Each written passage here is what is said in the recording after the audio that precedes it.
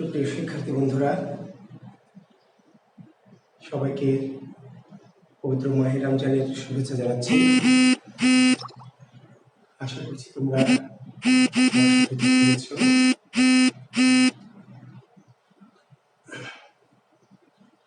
আমরা আজকে মধ্যযুগের বৈষ্ণব পদাবলী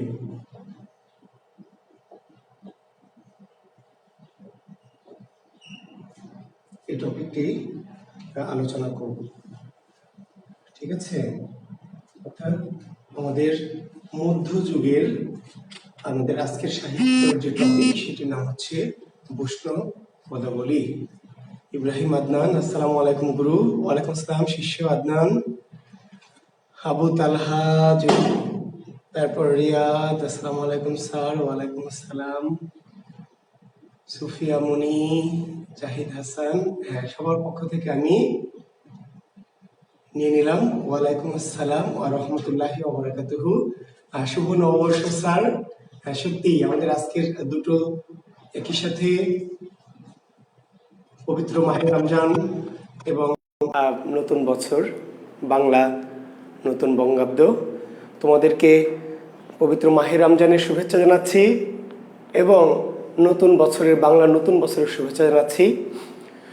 এই রমজানের মধ্য দিয়ে তোমরা ত্যাগের মহিমায় উজ্জীবিত হয়ে ভোগের বাসনা ত্যাগ করে আমরা নিশ্চয়ই সিদ্ধি লাভ করব, অর্থাৎ পৃথিবীর যাবতীয় মোহ থেকে নিজেকে বিচ্যুত করে আত্মশুদ্ধি অর্জন করব এবং এই পথ দিয়ে আমরা একটি সফলতার পথে এগিয়ে যাব। আর আজকের এই বছরের প্রথম দিন, নববর্ষের প্রথম দিনে আমি কামনা করছি যে নিশ্চয়ই এই নতুন বছর তোমাদের জীবনে নতুন কিছু বয়ে নিয়ে আসুক, অর্থাৎ তোমাদের জীবনের যে পুরাতন জীর্ণতা, জীবনের যে অবক্ষয় কিংবা জীবনের যে না পাওয়া হতাশা, গ্লানি, সেগুলো মুছে গিয়ে যেন একটি নতুন জীবনের নতুন দিনের সূচনা হয় আর কি।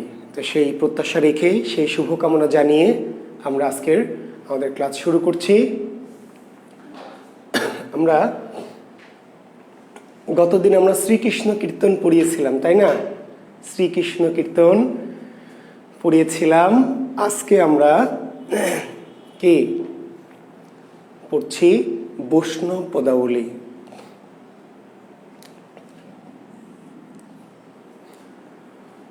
তো শুরুতেই আমরা কিছু রিলেটেড কথা বলবো, প্রেক্ষাপটে বলবো। নিশ্চয় তোমাদের বলেছি এই কথাগুলি, তবু আরেকটু যুক্ত করছি যে বৈষ্ণব পদাবলী এটি কি বৈষ্ণব ধর্মকে কেন্দ্র করে রচিত হয়েছে।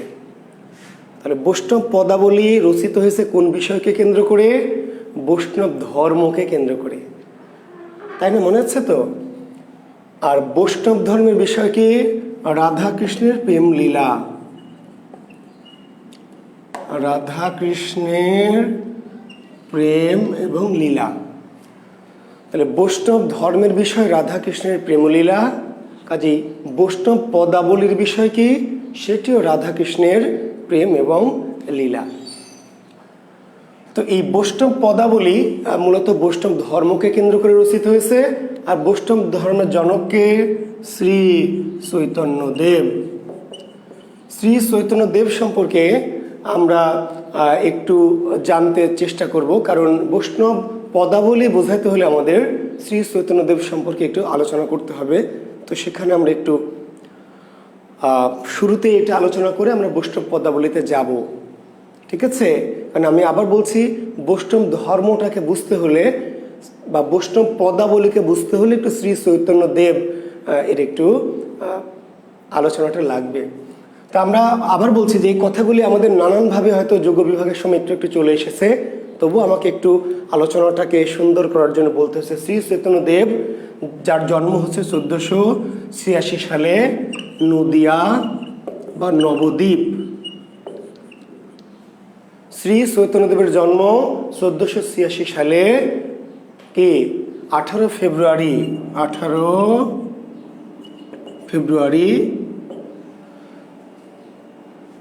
দোল পূর্ণিমার রাতে, তাই না? হ্যাঁ, তাহলে শ্রী চৈতন্যদেবের জন্ম 1486 সালে নদিয়া বা নবদ্বীপে 18 ফেব্রুয়ারি দোল পূর্ণিমা রাতে, চন্দ্রগ্রহণের রাতে। শ্রী চৈতন্যদেবের পিতার নাম ছিল জগন্নাথ মিশ্র। জগন্নাথ মিশ্র, মাতা ছিলেন শচী দেবী। শ্রী চৈতন্যদেবের পিতার নাম জগন্নাথ মিশ্র, পিতা জগন্নাথ মিশ্র, মাতা শচী দেবী। এবং একটি মজার তথ্য দিয়ে রাখি, শ্রী চৈতন্যদেবের পৈতৃক নিবাস কোথায়? সিলেটে। পৈতৃক নিবাস মানে এই যে জগন্নাথ মিশ্রের আদি বাড়ি ছিল কি? সিলেট। মনে থাকবে তাহলে শ্রী চৈতন্যদেবের জন্ম কোথায়? নদিয়া বা নবদ্বীপ, কিন্তু পৈতৃক নিবাস কোথায়? পৈতৃক নিবাস হচ্ছে সিলেট। বুঝতে পারলেন? সিলেটে। তো সিলেটের আছেন কিনা আমার শিক্ষার্থীরা কেউ, আমি জানি না, নিশ্চয়ই কেউ না কেউ আছেন। তো শ্রী চৈতন্যদেব তিনি সিলেটে জন্মগ্রহণ করেছেন, তো তার পৈতৃক নিবাস সিলেট। আচ্ছা, তো শচী দেবীর বাড়ি হচ্ছে নদিয়া বা নবদ্বীপ। তো জগন্নাথ মিশ্র সিলেট থেকে নবদ্বীপে গিয়েছিলেন, সেখানে গিয়ে শচী দেবীর সাথে তার প্রণয় হয় এবং বিবাহ বন্ধনে আবদ্ধ হন। আবু সাইদ লিখছে আমাদের বাড়ির পাশে। হ্যাঁ, তাহলে তোমাদের বাড়িতে আমরা যাব, ঠিক আছে? জি হ্যাঁ, আব্দুল আহাদ। হ্যাঁ, সিলেটে এই যে আমাদের শ্রী চৈতন্যদেব যার কথা বলছি, যিনি বৈষ্ণব ধর্মের জনক, সেই বৈষ্ণব ধর্মের জনক শ্রী চৈতন্যদেব যদিও জন্মগ্রহণ করেছেন নদিয়া বা নবদ্বীপে, কিন্তু শ্রী চৈতন্যদেবের আদি নিবাস বা কি পৈতৃক ভিটা কোথায়? সিলেট। জি আচ্ছা, তাহলে শ্রী চৈতন্যদেব 1486 সালের 18 ফেব্রুয়ারি দোল পূর্ণিমা রাতে জন্মগ্রহণ করেছেন। তো এই শ্রী চৈতন্যদেবের ডাক নাম আসলে শ্রী চৈতন্যদেব প্রকৃত নাম শ্রী চৈতন্যদেব নয়। শ্রী চৈতন্যদেবের ডাক প্রকৃত নাম হচ্ছে বিশ্বম্ভর মিশ্র। বিশ্বম্ভর মিশ্র। শ্রী চৈতন্যদেবকে পিতামাতার নাম রেখেছিলেন বিশ্বম্ভর মিশ্র। তাহলে শ্রী চৈতন্যদেবের প্রকৃত নাম কি? বিশ্বম্ভর মিশ্র। বিশ্বম্ভর মিশ্র। ডাক নাম ছিল নিমাই। ডাক নাম কি? নিমাই। তবে তাকা হতো, হ্যাঁ, সিলেটের শ্রীহট্ট এর থেকে নাম, ঠিকই বলেছ, সিলেটের প্রকৃত নাম কিন্তু শ্রীহট্ট। সেখানে এই বৈষ্ণব ভক্তদের কিন্তু আখড়া ছিল আর কি। তো ডাকনাম নিমাই হলেও শ্রী চৈতন্যকে ডাকা হতো গোরা বলে, গৌরাঙ্গ। শ্রী চৈতন্যকে ডাকা হতো কি বলে? গৌরাঙ্গ বা গোরাচাঁদ। কেন? তার চেহারা ছিল সুন্দর, ফর্সা। গোরা মানে ফর্সা। শ্রী চৈতন্যদেবের প্রকৃত নাম ছিল বিশ্বম্ভর মিশ্র, তার ডাক নাম ছিল নিমাই, কিন্তু তাকে ডাকা হতো গৌরাঙ্গ বা গোরা। গৌরাঙ্গ মহাপ্রভু। হ্যাঁ, মণিশঙ্কর দাস ঠিকই বলেছেন। মহাপ্রভু তার উপাধি। শ্রী চৈতন্যের উপাধি কি? উপাধি মহাপ্রভু। তার ভক্তরা, তার শিষ্যরা তাকে ডাকতো মহাপ্রভু বলে। শ্রী চৈতন্যদেবের ভক্তরা বা শিষ্যরা তাকে কি বলে ডাকতো? ভক্ত বা শিষ্যরা শ্রী চৈতন্যদেবকে ডাকতো কি? মহাপ্রভু বলে। ঠিক আছে? তো গৌরাঙ্গ বা গোরা তাকে ডাকা হতো কারণ তার চেহারা ছিল খুবই কি? ফর্সা, সুন্দর। ঠিক আছে? হ্যাঁ, অনেক সুন্দর, তা অনেক ফর্সা, অনেক সুন্দর, দুধে আলতা যাকে আমরা বলি, গায়ের রং। আচ্ছা, তাহলে আমরা আবার বলছি, তো তার নাম কেন শ্রী চৈতন্য দেওয়া হলো সাহিত্যে? তিনি মানুষের মাঝে চেতনা জাগ্রত করেছিলেন। মনে করা হলো তিনি সাধারণ মানুষকে কি করেছিলেন? তাহলে তার নাম শ্রী চৈতন্য কেন? শ্রী চৈতন্য তার নাম না, তার নাম হলো বিশ্বম্ভর মিশ্র, ডাক নাম হলো নিমাই। মানুষ তার চেহারা ফর্সা বা সুন্দর বলে ডাকতো গৌরাঙ্গ বা গোরা। তার উপাধি ছিল মহাপ্রভু। তাহলে শ্রী চৈতন্য নাম কোথা থেকে এলো? তিনি মানুষকে ধর্মীয় চেতনা দিয়েছিলেন। এই যে বিশ্বম্ভর মিশ্র বা গৌরাঙ্গ মহাপ্রভু সাধারণ মানুষকে কি করেছিলেন? ধর্মীয় চেতনা দিয়েছিলেন বিধায় তাকে বলা হয় কি? চৈতন্যদেব। আচ্ছা, এখন এই চৈতন্যদেব যিনি হিন্দু সমাজে রাধাকৃষ্ণ কিন্তু আগে থেকে আছে। আমরা এর আগে একটু আগে থেকে কিন্তু কি রাধাকৃষ্ণ কৃষ্ণ, তাই না? শ্রীমদ্ ভাগবত গীতা কিংবা ভাগবত কিংবা রামায়ণ মহাভারত, এই কৃষ্ণ কিন্তু হিন্দু ধর্মের একজন মহামানব। অনেক আগ থেকে এই কৃষ্ণ আছে, কিন্তু চৈতন্যদেব করলেন কি? রাধা এবং কৃষ্ণের প্রেমকে একটি ধর্মীয় রূপ দিলেন, একটা ধর্ম। রাধা কৃষ্ণের প্রেমকে একটি ধর্মীয় আবরণ দিলেন, ধর্মীয় মোড়ক দিলেন। এই জন্য বৈষ্ণব ধর্মকে বলে প্রেম ধর্ম। বৈষ্ণব ধর্মের অপর নাম কি? প্রেম ধর্ম। বৈষ্ণব ধর্মের অপর নাম প্রেম ধর্ম। ওকে, এখন এই জায়গায় আমরা বলেছিলাম, আপনারা অনেকে যখন শ্রীকৃষ্ণ কীর্তন পড়ায় তখন বলেছিলেন রাধাকৃষ্ণের প্রেমের ধর্মীয় ব্যাখ্যাটা। আমরা আবার বলছি ধর্মীয় ব্যাখ্যা আমরা খুব গভীরে যাব না, তবে সংক্ষেপ একটু দেওয়ার চেষ্টা করবো। দেখেন, প্রেম ধর্মটা কি? পৃথিবীর সকল ধর্ম তো প্রেম ধর্ম, পৃথিবীর সকল ধর্ম কিন্তু প্রেম ধর্ম। কেন প্রেম ধর্ম? আপনি সৃষ্টিকর্তাকে কেমনে ভালোবাসবেন? সৃষ্টিকর্তাকে পাবেন কই? আমরা যে ভিখারিকে ভিক্ষা দিচ্ছি, ভিখারিকে যে ভিক্ষা দিচ্ছি, আসলে কি ভিখারিকে ভিক্ষা দিচ্ছি? না, এই দানটা করছি স্রষ্টার জন্য। আসলে আমি প্রকারান্তকে স্রষ্টাকে খুশি করতে চাই। যেহেতু স্রষ্টা কোনো উপহার নেন না, টাকা পয়সা নেন না, খাবার নেন। অনাহারীকে যখন খাবার দিচ্ছি, শীতার্তকে যখন বস্ত্র দিচ্ছি, তখন আমি আসলে ওই ব্যক্তিটাকে দিচ্ছি না। কাকে দিচ্ছি? স্রষ্টাকে। কারণ সৃষ্টিকে দেওয়া মানে স্রষ্টাকে দেওয়া, সৃষ্টিকে ভালোবাসা মানে কি? স্রষ্টাকে ভালোবাসা। স্রষ্টা বললেন, আল্লাহ বললেন যে তুমি আমার সৃষ্টিকে ভালোবাসো, তাহলে আর তুমি আমাকে ভালোবাসতে পারবে। অর্থাৎ বৈষ্ণব এটি প্রেম ধর্ম, মানে রাধা কৃষ্ণের প্রেম যদিও আপাত দৃষ্টিতে মানবের প্রেম, কিন্তু চৈতন্য দেব বা চৈতন্য মহাপ্রভু এটাকে একটা কি? স্রষ্টার সাথে সৃষ্টির প্রেম। এখানে কৃষ্ণ হচ্ছে কি? কৃষ্ণ হচ্ছে পরমাত্মা। কৃষ্ণ ইজ ইকাল টু কি? পরমাত্মা। আর রাধা ইজ ইকাল টু জীবাত্মা। আমি আবার একটি কথা বলছি, যারা বৈষ্ণব ভক্ত নন, যারা সাধারণ হিন্দু কিংবা যারা মুসলমান কিংবা যারা অন্য ইহুদি খ্রিস্টান, তাদের এই ব্যাখ্যা গ্রহণ করার দরকার নেই ভাই। জ্ঞান কোনো কিছুই গ্রহণ বর্জন করার দরকার নেই। জ্ঞান হচ্ছে জানা। বুঝতে পারলেন? আমাদের ধর্মেও আছে যে জ্ঞান অর্জনে শুধু চীন দেশে যাও। তো চীন তো ইসলাম ধর্মের দেশ না, তাই না? চীন কি ইসলাম ধর্মের দেশ না? চীন হচ্ছে বৌদ্ধ ধর্মের দেশ। বলছে যে জ্ঞানের রাস্তায় আছে সে আমার রাস্তায় আছে, বা আল্লাহ রাস্তায় আছে, আমাদের হাদিস আছে। তো জ্ঞান আপনি বিশ্বাস করার দরকার নাই। তথ্য বা এগুলো বিশ্বাস অবিশ্বাস না। যে বিশ্বাস করবে সে বিশ্বাস করবে, সে হলো ভক্ত বা সে ওই ধর্মের অনুসারী। আর আমরা হচ্ছে কি? পাঠক, আমরা শ্রোতা, আমরা জ্ঞান নিতে এসেছি, জ্ঞান নিব, কোনো তত্ত্ব না, কোনো বিশ্বাস না। ক্লিয়ার? জি। তাহলে এটি হচ্ছে পরমাত্মার সাথে জীবাত্মার প্রেম, অর্থাৎ স্রষ্টার সাথে সৃষ্টির প্রেম। খুবই সিম্পল। পৃথিবীর সকল ধর্মেই স্রষ্টার সাথে সৃষ্টির প্রেম আছে। ঠিক আছে? জীবে প্রেম করে যেই জন সেই জন সে বিশেষ ঈশ্বর। তো রাধা, এখন দেখেন একটা মজার বিষয়, কৃষ্ণের রাধা কেন বিবাহিত? রাধা বিবাহিত কেন বলেন তো? কৃষ্ণ যে প্রেম করবো অবিবাহিত হতে পারতো। এবং সকল বিবাহিত মেয়ের সাথে প্রেম কেন? প্রত্যেকটা মেয়ের একজন স্বামী আছে, প্রত্যেকটা মেয়ের একটা স্বামী আছে। সেই স্বামী হলো তার কি? পার্থিব স্বামী। আর কৃষ্ণ হলো তার কি? জগৎ স্বামী। স্বামী শব্দের অর্থ কিন্তু প্রভু। জানেন কি? স্বামী শব্দের অর্থ হচ্ছে প্রভু। স্বামী শব্দের অর্থ প্রভু। স্বামী শব্দের অর্থ প্রভু। তাহলে একজন হচ্ছে আপনার ওই যে সোলেমানের বাপ বা সকিনার বাপ বা ময়নার বাপ, সে হলো আপনার স্বামী, সে হলো পার্থিব স্বামী।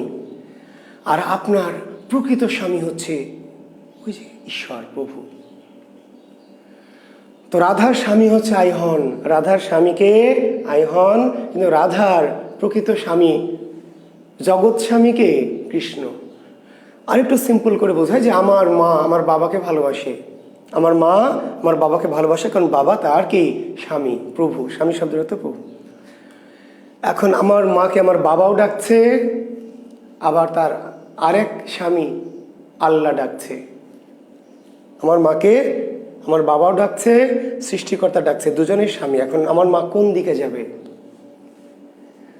কার ডাকে সাড়া দিবে? আগে কার ডাকে সাড়া দিতে হবে? আগে যে জগৎ স্বামী স্রষ্টার ডাকে। তার মানে কি তাহলে আমার বাবার ডাকে মা সাড়া দিবে না? অবশ্যই। এটিও তার স্বামী। এটি হলো পার্থিব স্বামী, অর্থাৎ স্বামী স্ত্রী, সেও স্বামী, তার সাথেও তার সম্পর্ক, কিন্তু আরেকজন হচ্ছে জগৎ স্বামী, মহাস্বামী। আমি আপনাদের ক্লাস নিতে আসবো এখন, ওকে, ক্লাস নিতে ঢুকবো, কিন্তু আমার যদি যে জগৎ স্বামী সৃষ্টিকর্তা যদি আমাকে ডাক দেয়, তাহলে আমি কি আপনাদের কাছে আসবো না তার ডাকে সাড়া দেব? কাজেই রাধাকে কৃষ্ণ যখন ডাকবে, তখন রাধা তার আইহন, তার শাশুড়ি, ননদ, পৃথিবীর কেউই তাকে আটকে রাখতে পারবে না। কারণ পরম প্রভু যখন ডাক দেবে, বাঁশি বাজবে তার, তখন আমাদের সকল কিছু তুচ্ছ। যখন আজান হবে, আজান, আপনি কাজ করছেন, গল্প করছেন, প্রেম করছেন, চুরি করছেন, যা খুশি তাই করেন, যখন স্রষ্টা ডাকবে আপনাকে, হাইয়া আলাস সালাহ, হাইয়া আলাস সালাহ, হাইয়া আলাল ফালাহ, হাইয়া আলাল ফালাহ, তখন আপনি কি কাজ করতে পারবেন? কোনো কাজ আপনার জন্য জায়েজ থাকবে না। কারণ স্রষ্টা যখনই ডাকবে আপনাকে, তখন আপনাকে তার পথে ধাবিত হতে হবে। এটি হচ্ছে সৃষ্টির সাথে স্রষ্টার প্রেম। আমি সকিনার পাশে বসে আছি, জরিনার পাশে বসে আছি, খালাতো বোনের পাশে বসে আছি, থাকতেই পারি পৃথিবীতে, এটিও আমার প্রেম, এটিও আমার কাজ। কিন্তু যখন স্রষ্টা ডাকবে আমাকে, স্রষ্টা পরম আরাধ্য আমাকে ডাকবে, তখন সকিনা, জরিনা, ময়না, আমার বাবা মা আমাকে আটকে রাখতে পারবে না। আমাকে ওই যে হাইয়া আলাস সালাহ, হাইয়া আলাস সালাহ, স্রষ্টার সাথে মিলনের জন্য আমাকে কি, নামাজ তো স্রষ্টার সাথে কি আপনার মিলন, স্রষ্টার সাথে কি সৃষ্টির মিলন। নামাজ, নামাজ কি, নামাজ স্রষ্টার সাথে, সৃষ্টির ঈশ্বরের সাথে মানুষের কি মিলন, প্রেম।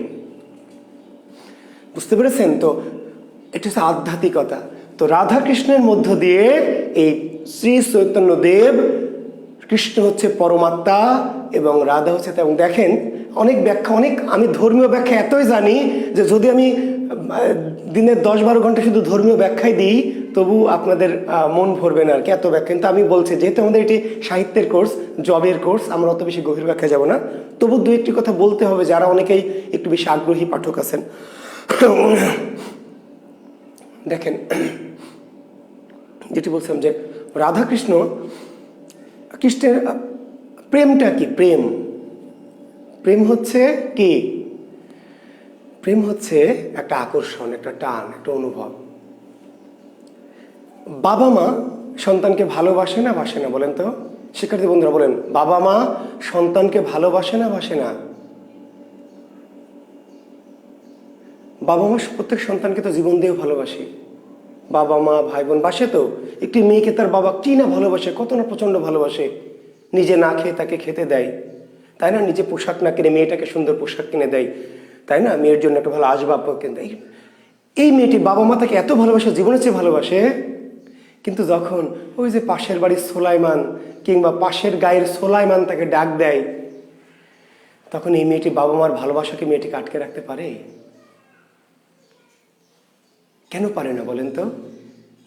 ওই যে তার কৃষ্ণ, ওটাই তার কৃষ্ণ। যখন কৃষ্ণ ডাক দিবে, তখন বাবা মার ভালোবাসা, এত ভালোবাসা তুচ্ছ হয়ে যাবে তার। এই ছেলেটির হাত ধরে সে অনিশ্চিতের পথে চলে যাচ্ছে। অনিশ্চিত, কোথায় যাবে, কি করবে, কেন পড়বে, কি, কোথায় যাবে, কেমনে থাকবে, কি খাবে, এই ছেলেটি খেতে দিতে পারবে কিনা, এত কিছুই সে জানে না।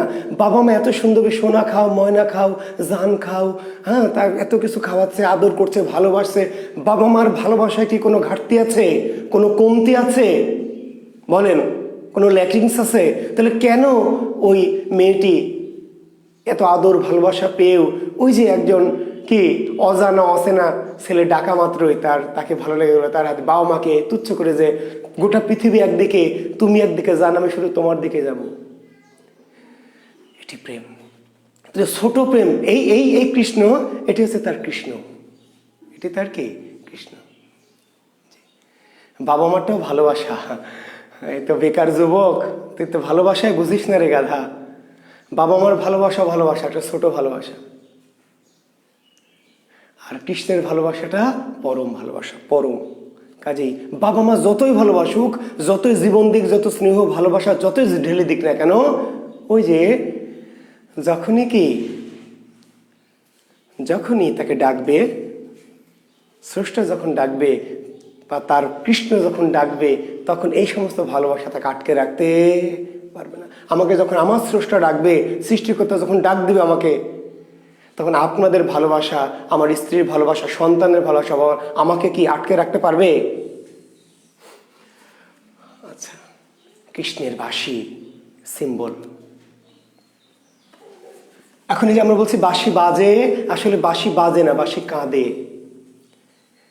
পৃথিবীতে আমরা শান্তি পাই না কেন বলেন তো? পৃথিবীতে আমরা সুখ পাই না কেন? আপনি আলেয়াকে, আমি আলেয়া ভাটকে ভালোবাসি, আলেয়া ভাটও আমাকে ভালোবাসে, কিছুদিন পরে দেখবেন শান্তি লাগছে না। আপনি ভাবছেন যে ওই মেয়েটি যদি ভালোবাসতো জীবন ধন্য হয়ে যেত, অমুক ছেলেটা, আসলে না। পৃথিবীতে কোথাও সুখ নাই, শান্তি নাই। কেন? কারণ আপনি তো আত্মার বিচ্ছিন্ন আত্মা। স্রষ্টা একমাত্র মহাশান্তি কোথায়? স্রষ্টার সাথে আপনার আত্মা যখন মিশে যাবে। আপনার আত্মাটা হলো বিচ্ছিন্ন, স্রষ্টার আত্মা থেকে আপনার আত্মাটাকে বিচ্ছিন্ন করেছে। মানুষ ততক্ষণ শান্তি পাবে না যতক্ষণ না তার এই ক্ষুদ্র আত্মাকে স্রষ্টার আত্মার সাথে কি মিশিয়ে দিবে। আর ধর্মে এটাকে বলা হয় ফানাফিল্লা। এই বৈষ্ণব ধর্ম, আমাদের মুসলমান একটা ধর্ম আছে যার নাম কি সুফিজম, সুফিবাদ। এটি যেমন হিন্দু ধর্মের একটি শাখা, বৈষ্ণব ধর্ম রাধাকৃষ্ণের প্রেম, জীবাত্মার সাথে পরমাত্মার প্রেম। ইসলামেও কিন্তু আছে একটি শাখা, মূল ইসলাম না, ইসলামের একটি শাখা আছে সুফিজম, সুফিবাদ। আনাল হক, আনাল হক, আল্লাহু আল্লাহু আল্লাহু। আল্লাহর সাথে, স্রষ্টার সাথে আত্মাকে কি করা? আমার এই ছোট আত্মাটি কেন অতৃপ্ত? পৃথিবীতে যা কিছু যার 100 কোটি টাকা, 1000 কোটি টাকা, 1 লক্ষ কোটি টাকা, সেও বেটা অসুখী। আমি অসুখী, আপনি অসুখী। কেন? পৃথিবীর কোনো সম্পদে যার একটা বউ সে অসুখী, যার বউ নাই সে অসুখী, যার 100 বউ সে অসুখী, যার 1000 বউ। রাজা বাদশাদের ছিল, জানেন? জানেন কৃতদাসের হাসি পড়বেন। রাজা বাদশাদের 1000 বউ, 1 লক্ষ বউ, এই রাজ্যের যত মেয়ে সবই তার বউ, চাইলে সবাইকে ভোগ করতে পারবে, তবু অসুখী। আপনার বউ নাই, ভাবছেন একটা বউ পেলে কি সুখ হতো। যার একটা বউ আছে সে বলছে ধুর, এই শালা বউ দুনিয়া যত গন্ডগোলের মূল। কিংবা হচ্ছে 2-3টা বউ হলে ভালো তো। পৃথিবীর কোনো কিছুতে সুখ নাই, পৃথিবীর কোনো কিছুতেই সুখ নাই। কেন? আপনার আত্মাটা একটা পরম আত্মা থেকে বিচ্ছিন্ন হয়েছে। পৃথিবীতে তখনই সুখ পাওয়া যাবে যখন এই ক্ষুদ্র আত্মাটিকে ওই বৃহৎ আত্মার সাথে আপনি কি করবেন? মিশিয়ে দিতে পারবেন। এটির নাম হচ্ছে স্রষ্টার সাথে সৃষ্টির প্রেম, পরমাত্মার সাথে জীবাত্মার প্রেম। যখন আপনি তাহাজ্জুদে বিভোর হবেন, যখন আপনি নামাজে বিভোর হবেন, যখন আপনি কি জিকিরে বিভোর হবেন, জিকির, তখন আপনার এই আত্মাটা স্রষ্টার আত্মার সাথে মিশে যাবে। তখন আপনি ফানাফিল্লা হবেন। এর নাম প্রেম, এর নাম পরমাত্মার সাথে জীবাত্মার প্রেম। এটিকেই প্রতীক অর্থে, প্রতীক অর্থে বৈষ্ণব ধর্মে, হিন্দু ধর্মের প্রতীক অর্থে এই কৃষ্ণ হচ্ছে পরমাত্মা, স্রষ্টা, আর রাধা হচ্ছে আসলে পৃথিবীর সব মানুষ, রাধা। তো এই গভীর আধ্যাত্মিক তত্ত্ব বললাম আপনাদের, যেটি বিশ্বাস অবিশ্বাস এটি ভিন্ন বিষয়, ক্লিয়ার, বাট আমরা জানলাম। তো এখন এই রাধাকৃষ্ণের প্রেম লীলা নিয়ে বৈষ্ণব পদাবলী রচিত হয়েছে। বৈষ্ণব পদাবলীর 4 জন প্রধান কবি, 4 জন। বৈষ্ণব পদাবলীর প্রধান কবি, প্রধান শ্রেষ্ঠ কবি কয়জন? 4 জন। সে 4 জনের নাম কি? বিদ্যাপতি। প্রধান কবি 4 জন: বিদ্যাপতি, চণ্ডীদাস, জ্ঞানদাস এবং গোবিন্দ দাস। বৈষ্ণব পদাবলীর প্রধান ভক্ত কি?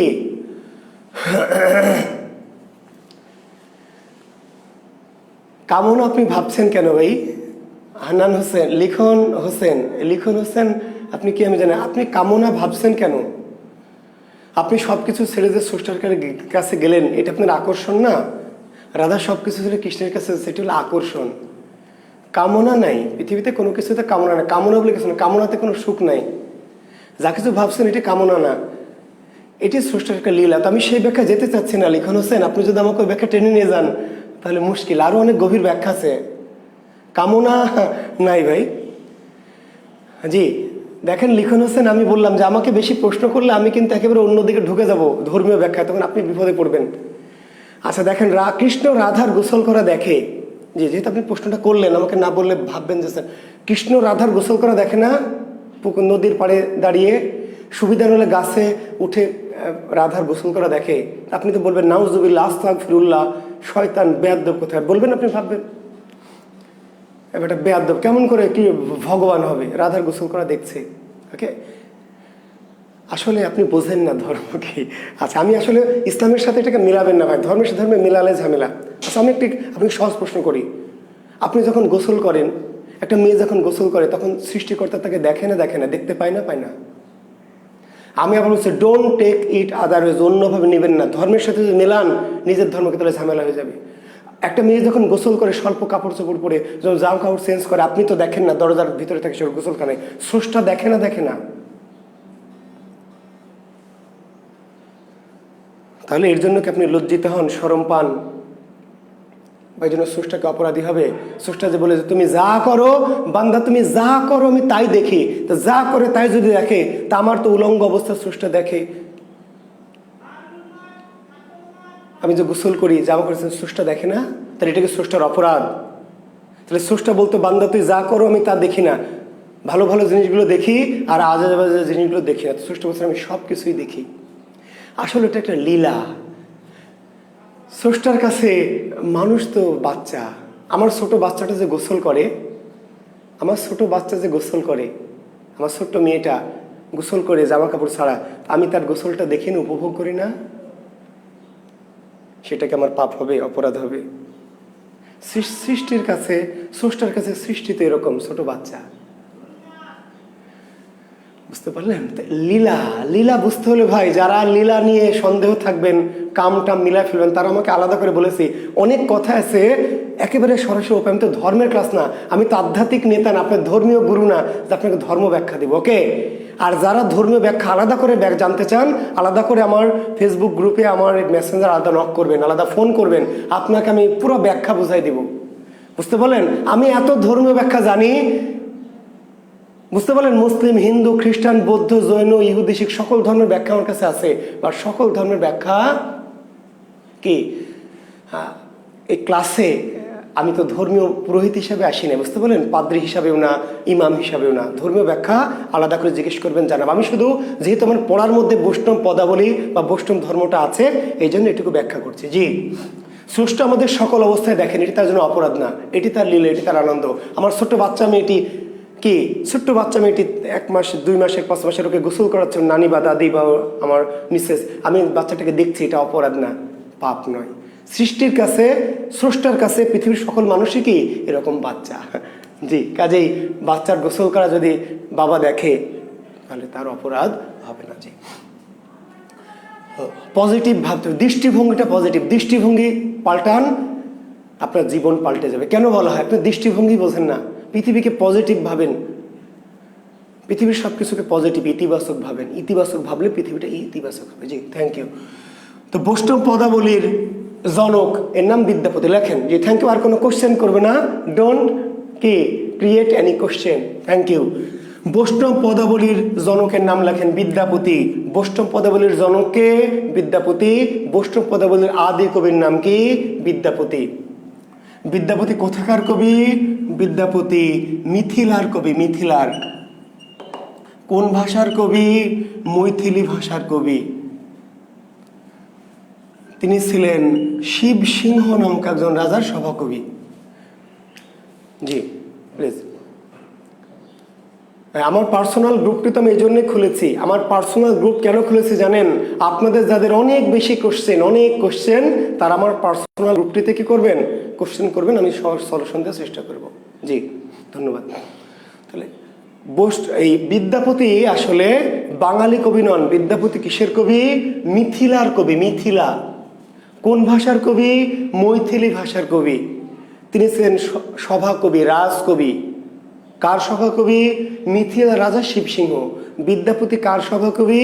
মিথিলার রাজা শিবসিংহ। মিথিলার রাজা শিবসিংহ। জি,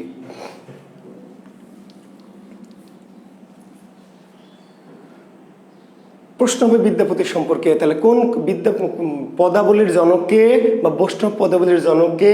বিদ্যাপতি। প্রশ্ন হবে বিদ্যাপতি সম্পর্কে কোন কবি বাংলা ভাষায় সাহিত্য না লিখেও বাংলা সাহিত্যে স্থান লাভ করেছেন? বাংলা ভাষায় সাহিত্য রচনা না করেও, বাংলা ভাষায় সাহিত্য রচনা না করেও কি কোন সাহিত্যিক বাংলা সাহিত্যে স্থান করেছেন? তার মানে সহজ কথা যে বিদ্যাপতি আসলে মিথিলার বাঙালি কবি নন, মিথিলার কবি, মৈথিলি ভাষার কবি। মিথিলার সবচেয়ে বড় কবি, মিথিলার সবচেয়ে বড় কবি, মৈথিলি ভাষার সবচেয়ে বড় কবি বিদ্যাপতি। বুঝতে পারলেন? যিনি মিথিলার রাজ সভাকবি, মিথিলা রাজা শিব সিংহের সভাকবি। এখন এই যে বিদ্যাপতি কি করলেন? বিদ্যাপতি বৈষ্ণব পূর্ববর্তী কবি। বিদ্যাপতি মনে রাখবেন, চৈতন্য পূর্ববর্তী কবি। চৈতন্য দেবের জন্মের পূর্বে 14 শতকের কবি। কত শতকের? 14 শতকের কবি বিদ্যাপতি, মনে রাখবেন। বিদ্যাপতি আর চণ্ডীদাস চৈতন্য পূর্ব কবি, আর জ্ঞানদাস গোবিন্দ দাস চৈতন্য পরবর্তী কবি। মনে থাকবে? আমরা চৈতন্য পূর্ব যুগ আর চৈতন্য পরবর্তী যুগ মনে ছিলাম, মনে আছে আপনাদের? চৈতন্য পূর্ব যুগ আর চৈতন্য যুগ, চৈতন্য পরবর্তী যুগ। তাহলে এই চারজন বড় বৈষ্ণব কবির মধ্যে বিদ্যাপতি আর চণ্ডীদাস চৈতন্য পূর্ব যুগের কবি, চৈতন্য পূর্ব যুগের কবি, আর জ্ঞানদাস আর গোবিন্দ দাস চৈতন্য পরবর্তী যুগের কবি। মনে থাকবে? তাহলে চৈতন্য পূর্ব যুগের কবিকে বিদ্যাপতি কত শতকের কবি? চতুর্দশ শতক। বিদ্যাপতি কত শতকের কবি? উত্তর দেবেন কি? চতুর্দশ শতকের কবি বিদ্যাপতি। এই বিদ্যাপতির উপাধি মৈথিল কোকিল, বিদ্যাপতির উপাধি কবি কণ্ঠহার, বিদ্যাপতির উপাধি অভিনব জয়দেব। জি, লিখে নেন। বিদ্যাপতির তিনটি উপাধি। কি কি উপাধি? বিদ্যাপতির উপাধি কবি কণ্ঠহার, বিদ্যাপতির উপাধি হলো মৈথিল কোকিল, বিদ্যাপতির উপাধি হলো অভিনব জয়দেব।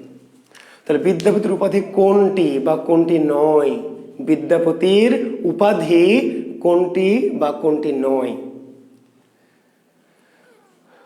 তাহলে বিদ্যাপতির উপাধি কবি কণ্ঠহার, বিদ্যাপতির উপাধি মৈথিল কোকিল, বিদ্যাপতির উপাধি অর্জুন দেবনাথ গাধা। তো প্রশ্ন করে জানতে হবে না রে গাধা, বৈষ্ণবদের শ্রেষ্ঠ কবিকে আমি পড়াবো, তোদের কোনো কিছুই প্রশ্ন করে জানতে হবে না বাবা আমার কাছে।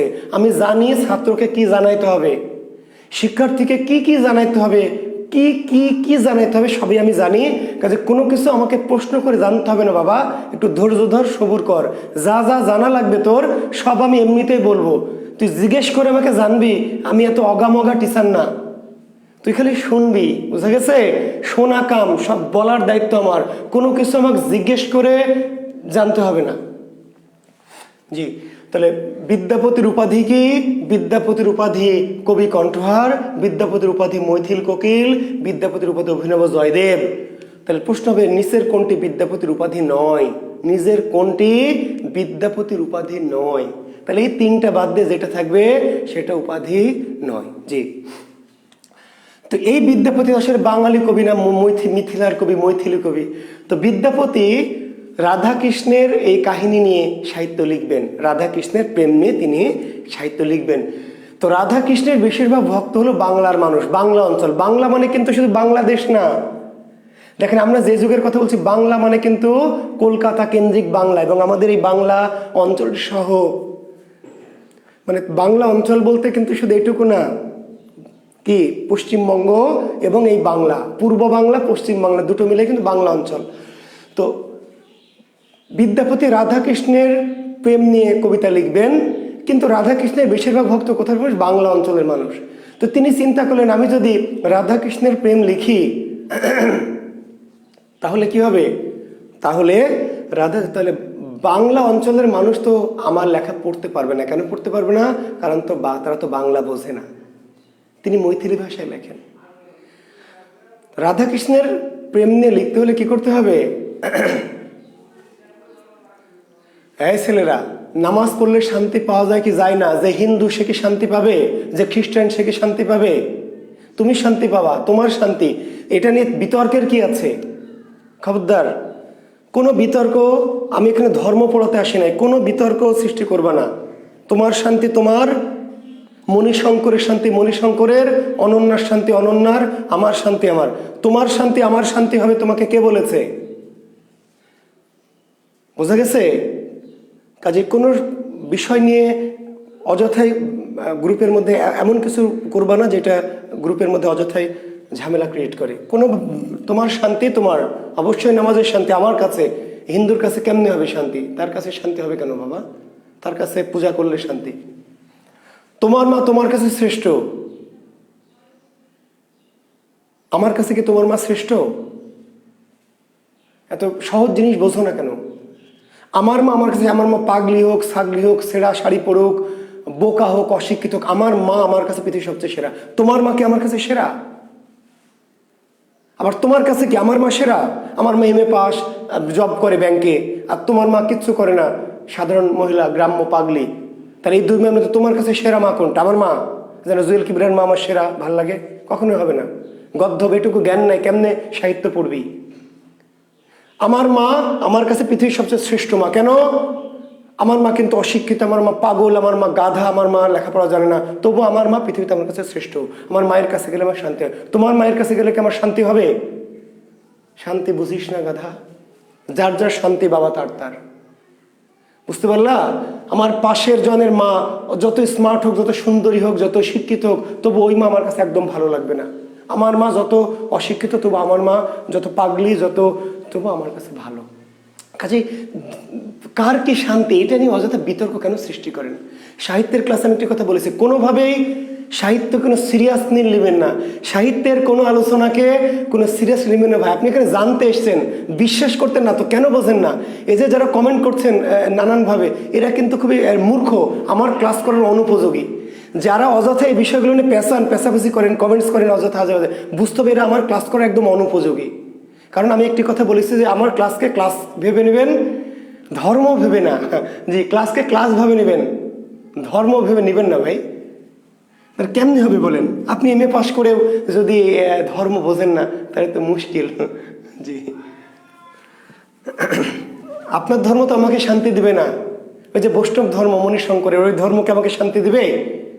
আবার আমার যে ধর্ম সেটা কি মণিশঙ্করকে শান্তি দিবে? যার যা ধর্ম তাকে তাকে শান্তি দিবে। জি, আপনার ধর্ম আপনি পালন করবেন, আপনাকে শান্তি দিবে।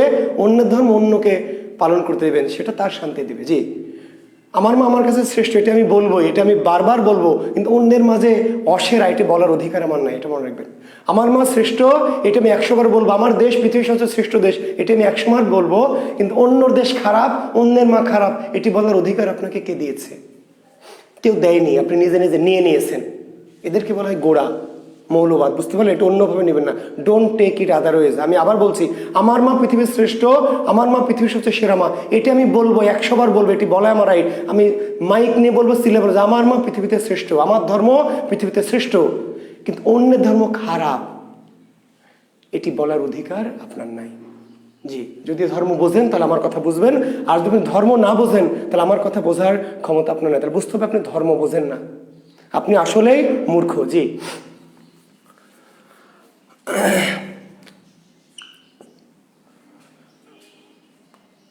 তো আমরা চলে যাচ্ছি। তাহলে চতুর্থ আমরা বলছিলাম যে তাহলে এই বিদ্যাপতি এখন রাধাকৃষ্ণের প্রেম নিয়ে কবিতা লিখবেন। তো লিখতে গিয়ে তিনি করলেন কি, তাহলে তিনি একটা বুদ্ধি বের করলেন। বুদ্ধিটা কি? যে যেহেতু রাধাকৃষ্ণের ভক্তরা কোথাকার, বাংলা অঞ্চলের, আবার তিনি হলেন মিথিলার মানুষ, তাহলে তিনি মিথিলা মৈথিলি ভাষায় যদি রাধাকৃষ্ণের প্রেম নিয়ে লেখেন, তাহলে তো বাঙালি পাঠকরা পড়বে না। রাধাকৃষ্ণের যারা মূল ভক্ত বাংলা অঞ্চলের মানুষ, তারা তো পড়বে না, তাহলে ঝামেলা। তাহলে না পড়লে লিখে লাভ কি? আবার বাংলায় যে লিখবেন, তাহলে মিথিলার মানুষ বুঝতে পারবে না, কিংবা বাংলায় লেখার সক্ষমতা বিদ্যাপতির পুরোপুরি নাই। কারণ আমি ইংরেজি ভাষা হয়তো একটু একটু জানি, হিন্দিও জানি, কিন্তু হিন্দি ভাষায় কবিতা লিখতে পারবো? তখন তিনি একটা চালাকি করলেন কি, যে বাংলাতে লিখবেন, কিন্তু যেখানে যেখানে আটকে যাবেন, অর্থাৎ বাংলার মৈথিলি ভাষাকে মিশিয়ে একটা নতুন ভাষা বানালেন। আসলে এটা একটা কৌশল।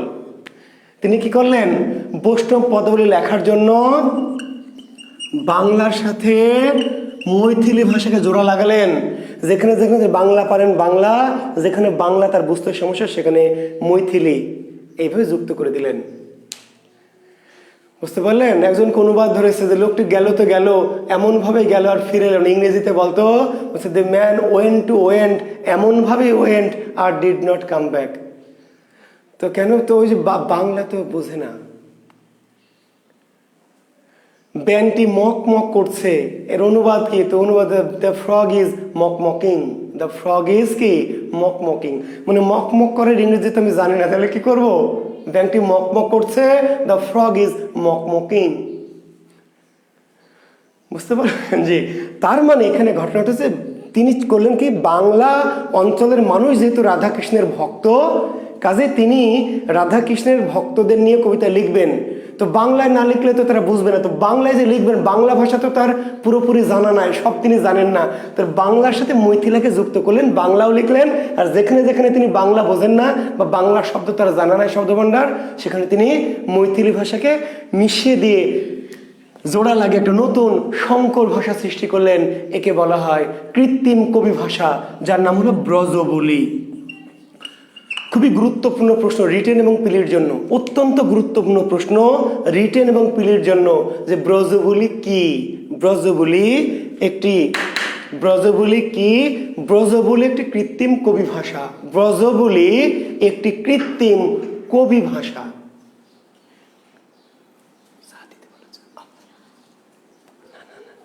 ব্রজবুলি একটি কৃত্রিম কবি ভাষা। কৃত্রিম কেন? রিটেনের জন্য ব্যাখ্যা দিচ্ছি। কৃত্রিম তার মানে এই ভাষাটি কৃত্রিম এই জন্য যে আসলে ভাষা তো কৃত্রিম না, ভাষা স্বয়ম্ভূভাবে তৈরি হয়। ভাষা কিন্তু স্বয়ম্ভূভাবে কি হয়? তৈরি হয়, বিবর্তিত হয়ে নিজে নিজেই। কিন্তু এই ভাষাটি মানুষ বানালো। মানুষ কিন্তু ভাষা তৈরি করতে পারে না, মানুষ কিন্তু ভাষা বানাতে পারে না। ভাষা স্বয়ম্ভূভাবেই কি তৈরি হয়। কিন্তু বিদ্যাপতি ভাষাটিকে কি করলেন? একজন মানুষ একটি ভাষা বানালো, এই জন্য এই ভাষাটিকে বলা হয় কৃত্রিম কবি ভাষা। কৃত্রিম মানে মানুষের তৈরি। কবি ভাষা কেন? কৃত্রিম কবি ভাষা,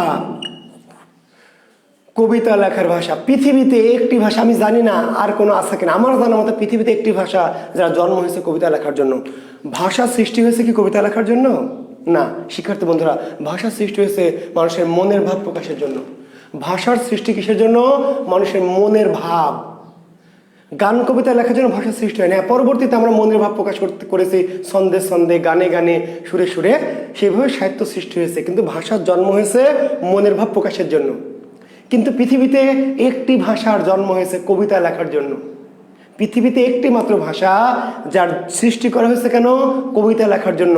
এই জন্য এই ভাষাটিকে বলা হয় কবি ভাষা। কি ভাষা? কবিদের ভাষা বা কবিতা লেখার ভাষা। তাহলে ব্রজবুলি কি? একটি কৃত্রিম কবি ভাষা। কোন কোন ভাষার মিশ্রণ? Bangla plus Maithili, Bangla plus Maithili. তাহলে ব্রজবুলির জনককে? বিদ্যাপতি। বৈষ্ণব পদাবলীর জনককে? বিদ্যাপতি। বৈষ্ণব পদাবলীর আদি কবিকে? বিদ্যাপতি। বৈষ্ণব পদাবলীর প্রথম কবি বিদ্যাপতি, বৈষ্ণব পদাবলীর আদি কবি বিদ্যাপতি, বৈষ্ণব পদাবলীর জনক বিদ্যাপতি, ব্রজবুলি ভাষার জনক বিদ্যাপতি। মনে থাকবে, এত কথা বললাম। বৈষ্ণব পদাবলীর জনক বিদ্যাপতি, পদাবলীর আদি রচয়িতা বিদ্যাপতি, পদাবলীর প্রথম কবি বিদ্যাপতি, ব্রজবুলি ভাষার জনক বিদ্যাপতি, ব্রজবুলি ভাষার স্রষ্টা বিদ্যাপতি। তাহলে বিদ্যাপতি কিন্তু বাংলায় তাহলে পদাবলী লিখলেন না। বিদ্যাপতি কিন্তু বাংলায় পদাবলী লিখলেন না। বিদ্যাপতি পদাবলী লিখলেন কোন ভাষায়? ব্রজবুলি ভাষায়। ব্রজবুলি, ঠিক আছে। এখন একজন প্রশ্ন করেছেন, এই প্রশ্নের উত্তর দেওয়া দরকার। এখন এই যে বৈষ্ণব পদাবলীর কথা আমরা বলছি, বৈষ্ণব পদাবলীর মূল রস হচ্ছে কি? মধুর রস। যে বৈষ্ণব পদাবলীর কথা আমরা বলছি, বৈষ্ণব পদাবলীর প্রধান রসের নাম কি? মধুর রস। মধুর। বৈষ্ণব পদাবলীর প্রধান রসের নাম কি? মধুর রস। বাংলা সাহিত্যে 9 প্রকার রস আছে।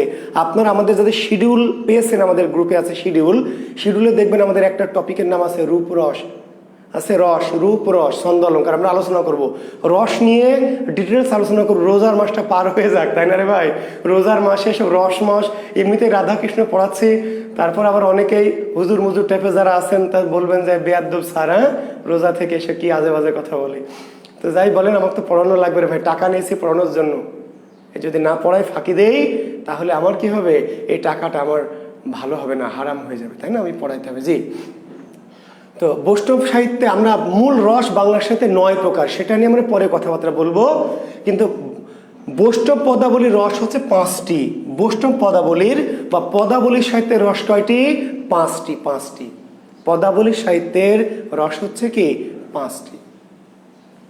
তার মধ্যে প্রধান রস, পদাবলীর প্রধান রস কি? মধুর রস। বৈষ্ণব পদাবলীর প্রধান রস হচ্ছে মধুর রস। মধুর। সাধারণ সাহিত্যে যেটাকে বলা হয় প্রেম রস।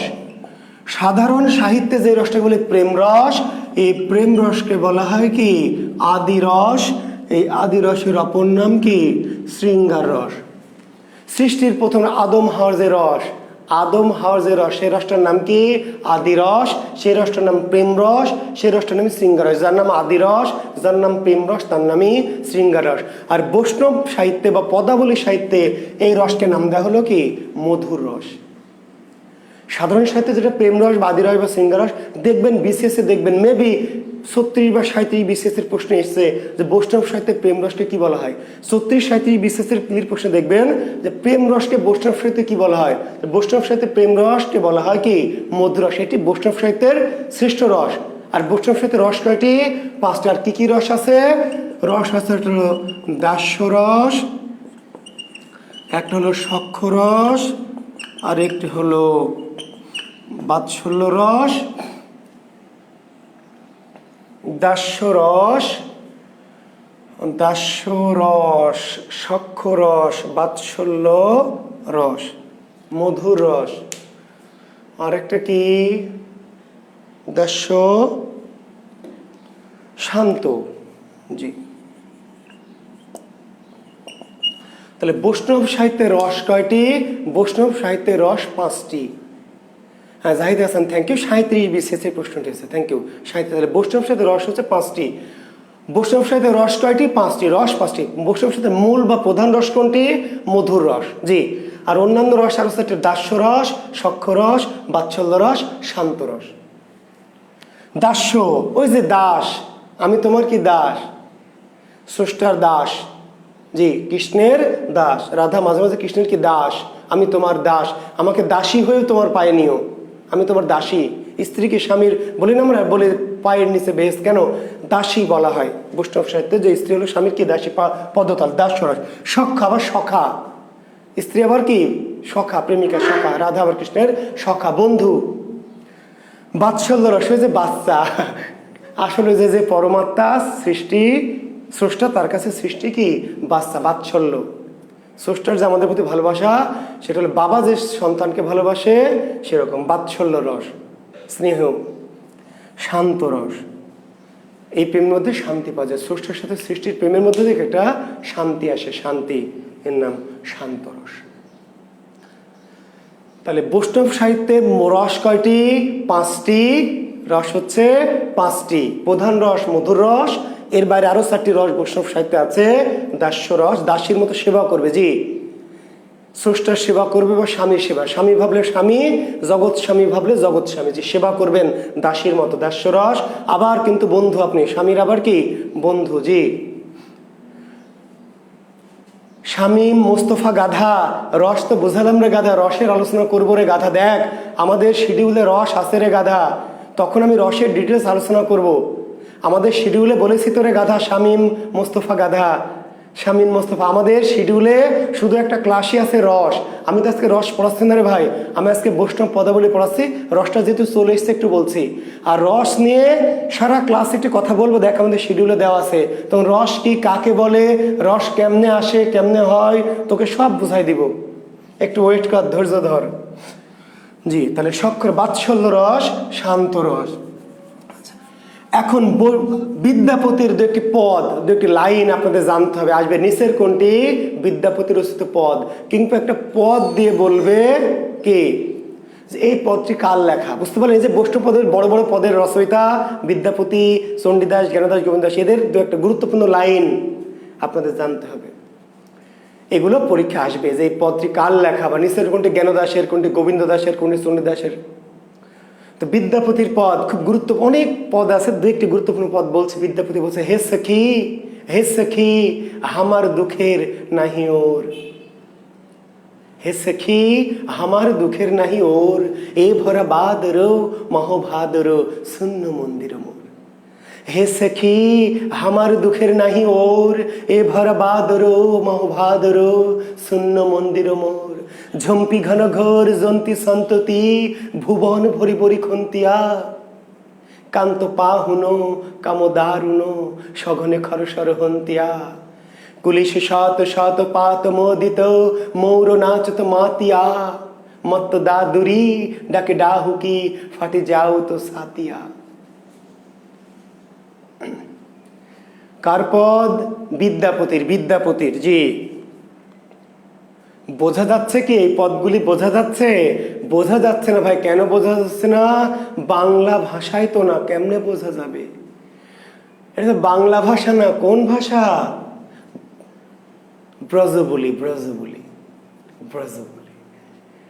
বুঝতে পারলেন? এই যে তাহলে বিদ্যাপতির যত পদ বাংলা ভাষায় একটু লেখা হয়নি, সকলগুলি লেখা হয়েছে কি ব্রজবুলি। ব্রজবুলি মানে হলো বাংলা, এবং বাংলা আছে একটু একটু বোঝাইলে বুঝতে পারবেন।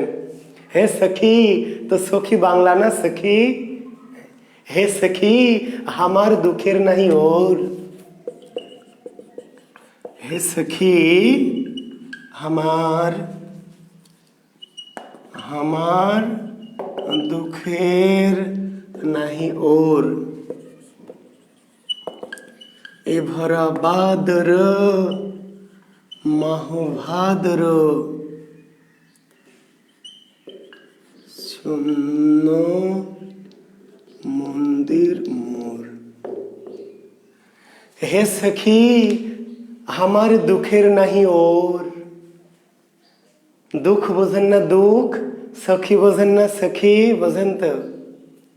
হে সখী আমার দুঃখের নাহি ওর, এই ওর মিথিলার শব্দ, মিথিলার ওর মানে শেষ। কবি হয়তো শেষ এই শব্দটি জানতেন না। হে সখী আমার দুঃখের নাহি শেষ, বাঙালি কবি বলতে সখী আমার দুঃখের নাই কোনো শেষ। কিন্তু ওই শেষ এই শব্দটি বিদ্যাপতি শব্দ ভাণ্ডারে ছিল না। বুঝতে পারলেন? ওই যে the byang the frog is মকমকিং, হ্যাঁ, আমার যেমন মকমকিং এর ইংরেজি আমার কি এর মধ্যে নাই, ঠিক তেমনি শেষ এটি নাই। তো বলে হে সখী আমার দুঃখের নাহি ওর, হে সখী আমার দুঃখের নাই শেষ, আমার দুঃখের নাই শেষ। বোঝেন না? কি বোঝেন না আপনারা? কি যে বোঝেন না, আমি তো তাই বুঝি না রে ভাই, ভাইরা আমার, বোনের আমার। হে সখী হে সখী আমার দুঃখের না, আমার বোঝেন না, আমার, জি আমার দুঃখের নাহি শেষ। এ ভরা বাদর, বাদর মানে বর্ষা, এ ভরা বর্ষা, মাহ মানে মাস। এই যে আমরা বলছি মাহে রমজান, মাহে রমজান ফার্সি ভাষায় মাহ মানে মাস। এ ভরা বাদর, এ ভরা বর্ষায়, মাহ ভাদর ভাদ্র মাসের ভরা বর্ষায়, শূন্য মন্দির মোর। মন্দির মানে ঘর, মন্দির মানে কিন্তু পূজার জায়গা না। মন্দির শব্দের আদি অর্থ হচ্ছে ঘর, ঘর। পরবর্তীতে দেবতার ঘর হিসাবে আমরা ব্যবহার করছি। আস্তে আস্তে মন্দিরের, মানুষের ঘর আলাদা, দেবতার ঘর আলাদা। আসলে মন্দির, মন্দির শব্দের আবেদন করতে ঘর। তাহলে এ ভরা বাদর মাহ ভাদর, ভাদ্র মাসের ভরা বর্ষায়, ভরা বর্ষায় মাহ ভাদর, ভাদর মাসের ভরা বর্ষায়, শূন্য মন্দির মোর, আমার মন্দির আমার ঘরটা শূন্য। কি কঠিন কথা জানেন? বোঝেন না?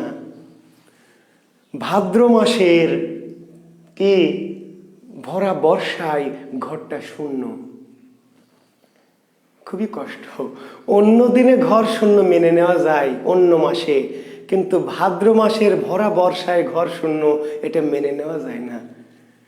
বর্ষাকে বলে বিরহের ঋতু। বর্ষা ঋতু দেখবেন রবীন্দ্রনাথের অনেক কবিতা বর্ষা নিয়ে। পৃথিবীর শ্রেষ্ঠ বিরহের সাহিত্যের নাম কি জানেন? কেউ লিখতে পারবেন দেখি? আজকে তো কিছু লেখেননি, খালি আজে বাজে কথাই লিখে যাচ্ছেন সারাদিন, কাজের কথা লেখেন। পৃথিবীর শ্রেষ্ঠ বিরহমূলক সাহিত্য কোনটি? পৃথিবীর শ্রেষ্ঠ বিরহমূলক সাহিত্য কোনটি? লেখেন দেখি। খালি অযথাই তো খালি এটা ওটা লিখে যাচ্ছেন, আজে বাজে, যা দরকার নাই। পৃথিবীর শ্রেষ্ঠ বিরহমূলক সাহিত্যের নাম কি? শ্রেষ্ঠ বিরহের কাব্য বলা হয় কোনটিকে?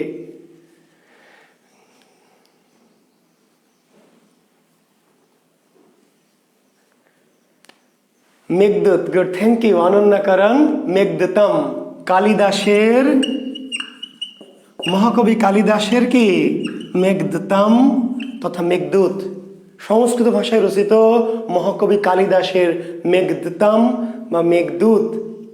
এটা হচ্ছে পৃথিবীর শ্রেষ্ঠ ট্র্যাজেডি।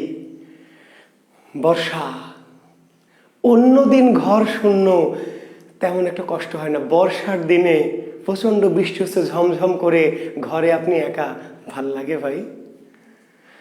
সেদিন যেন কারোর সাথে, এমনও দিনে তারে বলা যায়, এমনও ঘন ঘোর বরিশায়, এমনও দিনে তারে বলা যায়, এমনও ঘন ঘোর বরিশায়।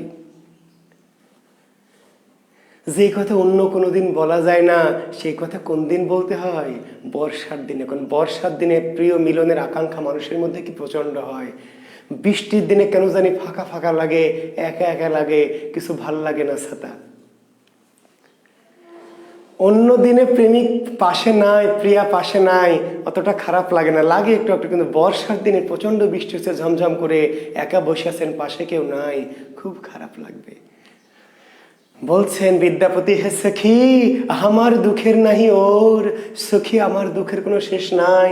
এ ভরা ভাদর মহাভাদর, এ ভাদ্র মাসের ভরা বর্ষায় শূন্য মন্দির মোর। ঝম্পি ঘন ঘোর জন্তি সন্ততি, ভুবন ভরি ভরি খন্তিয়া। ঝম্পি ঘন ঘোর, ঝমঝম করে ঘোর বর্ষা। জন্তি সন্ততি, জন্তুর মতো বৃষ্টি, এমন জোরে ঝমঝম করে এত জোরে বৃষ্টি হচ্ছে, জন্তুর মতো মনে হচ্ছে ঘর বাড়ি কি করবে, ভেঙে ফেলবে। ঝম্পি ঘন ঘোর জন্তি সন্ততি, ভুবন ভরি ভরি খন্তিয়া। ভুবন, বর্ষার বৃষ্টিতে ভুবন একেবারে ভরপুর টইটম্বর।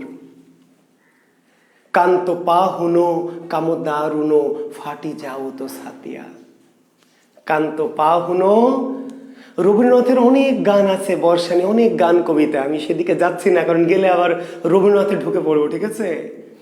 তাহলে প্রচন্ড ঝমঝমে বৃষ্টিতে জন্তুর মতো এত বেগে বৃষ্টি হচ্ছে, জন্তু যেমন করে কি বেগে ধায়, বর্ষার বৃষ্টি এমন করে বেগে, প্রচন্ড বেগে পড়ছে। ঝম্পি ঘনঘর জন্তি সন্ততি, ভুবন ভরি ভরি খন্তিয়া। ভুবন মানে পৃথিবী বর্ষার বৃষ্টিতে ভরে টইটুম্বুর হয়ে গেছে। কান্ত পা হুনো কামো দারুনো, ফাটি যাও তো ছাতিয়া। কান্ত পা হুনো, কান্ত, কান্ত মানে প্রেমিক, স্বামী, বয়ফ্রেন্ড। পাহুন মানে নিষ্ঠুর। পাহুন, কান্ত পাহুন, কান্ত খুবই নিষ্ঠুর, প্রেমিক খুবই নিষ্ঠুর। কেন আসছেন এরকম বৃষ্টিটাও আসে না, বৃষ্টির দিনে তো আসবে, আসে না। কাম দারুনো, আমার বুকের মধ্যে কাম জেগে উঠেছে। ফাটি যাও তো ছাতিয়া। কান্ত পাহুনো কামো দারুনো, ফাটি যাও তো ছাতিয়া। স্যার এটা লিখে দেবেন না? লিখে দিয়েছি, বাংলা কোষের মধ্যে লিখে দিয়েছি। যে সব কথা লিখে দিতে গেলে ক্লাস তো কয়েক বছরে শেষ করতে পারবো না ভাই। বাংলা কোষ যে আমি দিয়েছি আপনাদের, এই বইয়ের মধ্যে পদগুলো সব লিখে দিয়েছি। জি, আমি একটু বলে বুঝিয়ে দিচ্ছি যাতে আপনারা বুঝতে পারেন। কান্ত পা হুনো কামো দারুনো, ফাটি যাও তো ছাতিয়া। ছাতি ফেটে যাচ্ছে, পৃথিবী বর্ষার বৃষ্টিতে রসে টইটুম্বুর হয়ে গেছে, টসটসা। আর কান্তের বিরহে, কান্ত নাই, প্রেমিক নাই, এর বিরহে আমার বুকটা শুকনা খটখটে ফেটে যাচ্ছে। পৃথিবী বৃষ্টিতে রসে টইটুম্বুরে রসে টসটসা হয়ে যাচ্ছে পৃথিবী, আর আমার বুকটা কান্তের বিরহে, প্রেমিকের বিরহে কি শুকনো খটখটে ফেটে যাচ্ছে। সহ্য করা যায়? পৃথিবীও খটখটা, বুকও খটখটা, সমস্যা নাই। কিন্তু পৃথিবীর রসে টসটসা আর আমার বুক খটখটা, এটা মেনে নেওয়া যায় না। হে সখী আমার দুঃখের নাহি ওর। জি, বিদ্যাপতির পদ। কার পদ? বিদ্যাপতি। বিদ্যাপতির অনেক বিখ্যাত পদ আছে, কিন্তু পদ সব লিখছি না। 2-4টি পদ আমার বাংলা কোষের মধ্যে আমি দিয়েছি, মানে সব পদ বুঝবেনও না, বুঝে খুব একটা লাভ হবে না। তবু 2-1টি বিখ্যাত পদ একটু পড়ে রাখলে হবে কি, এগুলো পরীক্ষা যদি আসে, হে সখী আমার দুঃখের নাহি ওর পদের রচয়িতাকে, বা নিচের কোনটি বিদ্যাপতির লেখা, হয়তো একটু কাজে লাগবে আর কি। এরপরে লেখেন চণ্ডীদাস। চণ্ডীদাস বাংলা পদাবলীর জনক কে? বাংলা পদাবলীর জনক, বাংলা পদাবলীর জনক কে? তাহলে প্রশ্ন কিন্তু দুইটা, কি একটা পদাবলীর জনককে বা বৈষ্ণব পদাবলীর জনককে, তাহলে বিদ্যাপতি। বৈষ্ণব পদাবলীর জনককে বা এমনি যদি বলা হয় যে পদাবলীর জনককে, তাহলে উত্তর হবে বিদ্যাপতি বা ঠিক আছে। কিন্তু যদি বাংলা পদাবলীর জনককে, তাহলে বলবেন চণ্ডীদাস। বাংলা পদাবলী প্রথম কে লিখেছেন বা বাংলা পদাবলীর প্রথম রচয়িতার নাম কি? বাংলা পদাবলী, বাংলা পদাবলী, তাহলে সেটা চণ্ডীদাস। বিদ্যাপতি যে পদাবলী লিখেছেন তিনি প্রথম লিখেছেন, কিন্তু সেটি হলো কি ব্রজবলী ভাষায় লেখা পদাবলী, আর বাংলা ভাষায়, বাংলায় লেখা পদাবলী কিংবা বাংলা পদাবলীর জনক চণ্ডীদাস। আরেকটি কথা বলে, পদাবলীর সবচেয়ে জনপ্রিয় কবি, পদাবলীর সবচেয়ে জনপ্রিয় কবি শ্রেষ্ঠ কবি চণ্ডীদাস। পদাবলীর সবচেয়ে জনপ্রিয় বা শ্রেষ্ঠ কবির নাম কি? চণ্ডীদাস।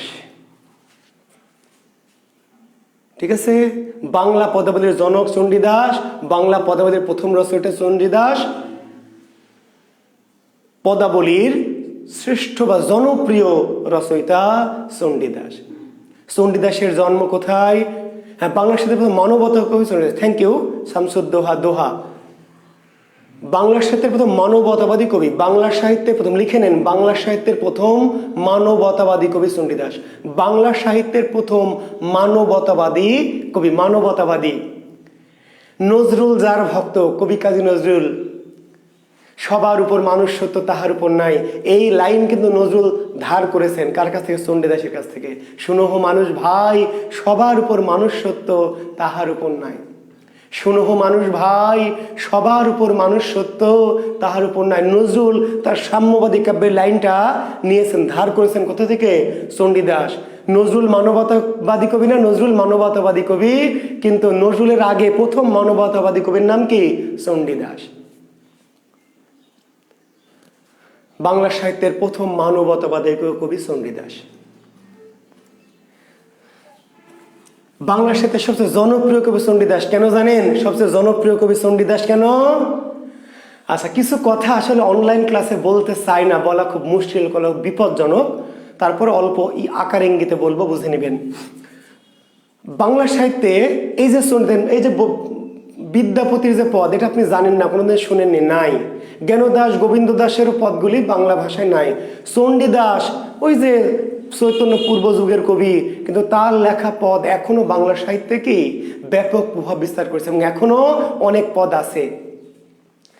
এবং এই চণ্ডীদাসের পদকে আধুনিক বাংলায় রূপান্তর করে কেউ কেউ তো এমপি মন্ত্রী হয়ে গেছে, পিএইচডি ডিগ্রি পেয়ে গেছে, ডক্টরেট।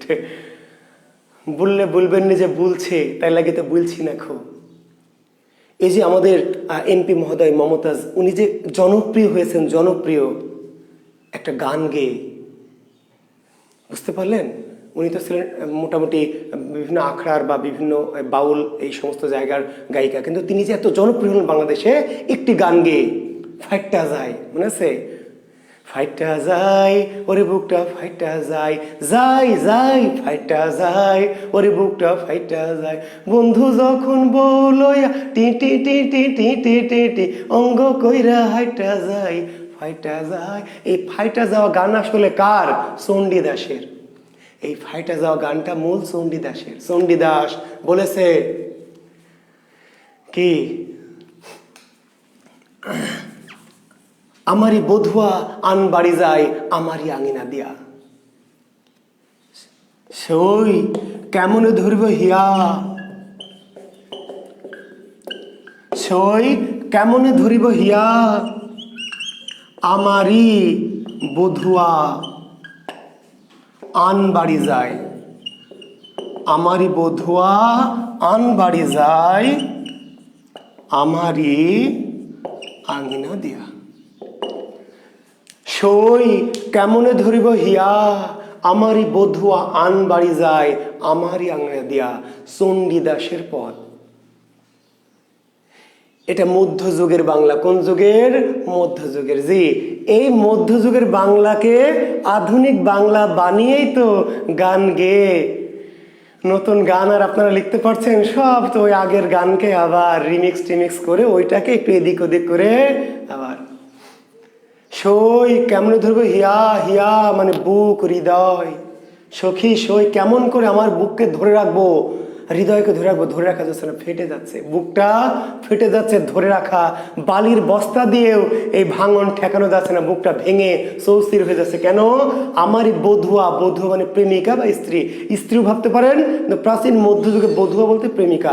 আমারই বধুয়া আন বাড়ি যায়, আন আন বাড়ি অন্যের বাড়ি, আন লোক অন্য লোক, আমারই বধুয়া প্রেমিক অন্যের বাড়ি যায়, কোন দিক দিয়ে? আবার আমারই আঙিনা দিয়া, আমারই আঙিনা।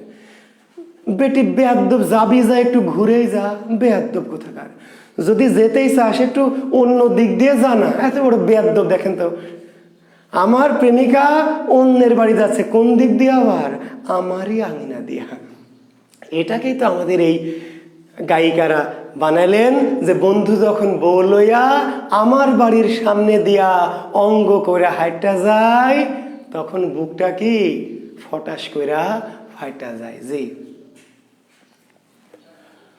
চণ্ডীদাস বাংলা সাহিত্যের সবচেয়ে জনপ্রিয় কবি। তার যে গান, তার যে কবিতা, এখনো আধুনিক যুগেও কি নানান গানের মধ্য দিয়ে, কবিতার মধ্য দিয়ে, এমনকি রবীন্দ্রনাথ, নজরুল থেকে শুরু করে অনেক কবিদের গান কবিতায় এই চণ্ডীদাসের কি কথা আছে। এবং চণ্ডীদাস নিজে কিন্তু একজন প্রেমিক, জানেন কি?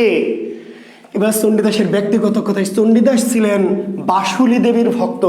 চণ্ডীদাস ছিলেন বাসুলী দেবীর ভক্ত। বাসুলী আসলে চণ্ডী দেবীর অপর নাম দেবী বাসুলী। আমরা মঙ্গল কাব্যে যাবো আগামী ক্লাসে। চণ্ডী দেবী, দেবী চণ্ডী মনে আছে? চণ্ডী মঙ্গল কাব্যের যে দেবী চণ্ডী, এই চণ্ডী দেবীর অপর নাম বাসুলী। এই বাসুলীর ভক্ত ছিলেন চণ্ডীদাস, বাসুলীর ভক্ত। তিনি ছিলেন পুরোহিত। তিনি ছিলেন কি পুরোহিত। বাসুলী মন্দির, এই বাসুলী মন্দিরের ছিলেন পুরোহিত। এই বাসুলী মন্দিরে পুরোহিতগিরি করতে গিয়ে রামী নামক একজন নারীর সাথে, মেয়ের সাথে তার কি সম্পর্ক হয়। রামী, যাকে বলা হয় রজকিনী, যাকে বলা হয় কি রজকিনী। বুঝতে পারলেন? এই চণ্ডীদাস বাসুলী দেবীর ভক্ত, বাসুলী মন্দিরে পুরোহিতের কাজ করতেন। কিন্তু তিনি রামী নামক একজন মেয়ের প্রেমে পড়ে যান এবং তখন থেকে সমাজচ্যুত করা হয়। পুরোহিত হয়ে প্রেমকে নিষেধ করবে, বাধা দিবে, তা না বেয়াদ্দবারও প্রেম করেছে নিজেই। তখন থেকে সমাজচ্যুত করা হয়, মন্দির থেকে বের করে দেওয়া হয়। তখন তিনি রজকিনীর জন্য পথে নেমে আসেন।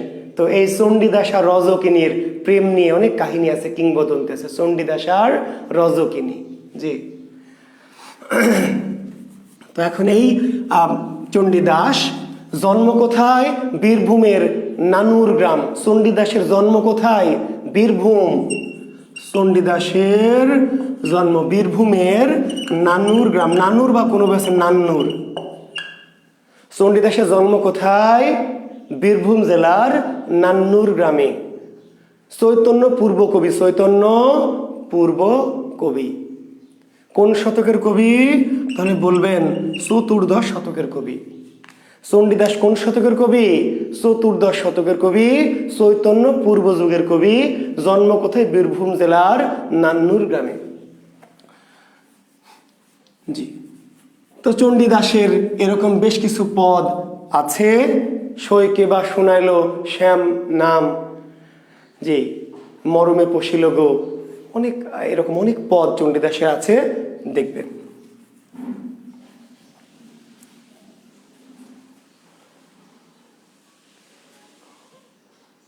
এমন পীরিতি কভু দেখি নাই শুনি, পরাণে পরাণ বান্ধা আপন আপনি, দুহু করে দুহু কাঁদে বিচ্ছেদ ভাবিয়া, আধ তিল না দেখিলে যাই যে মরিয়া।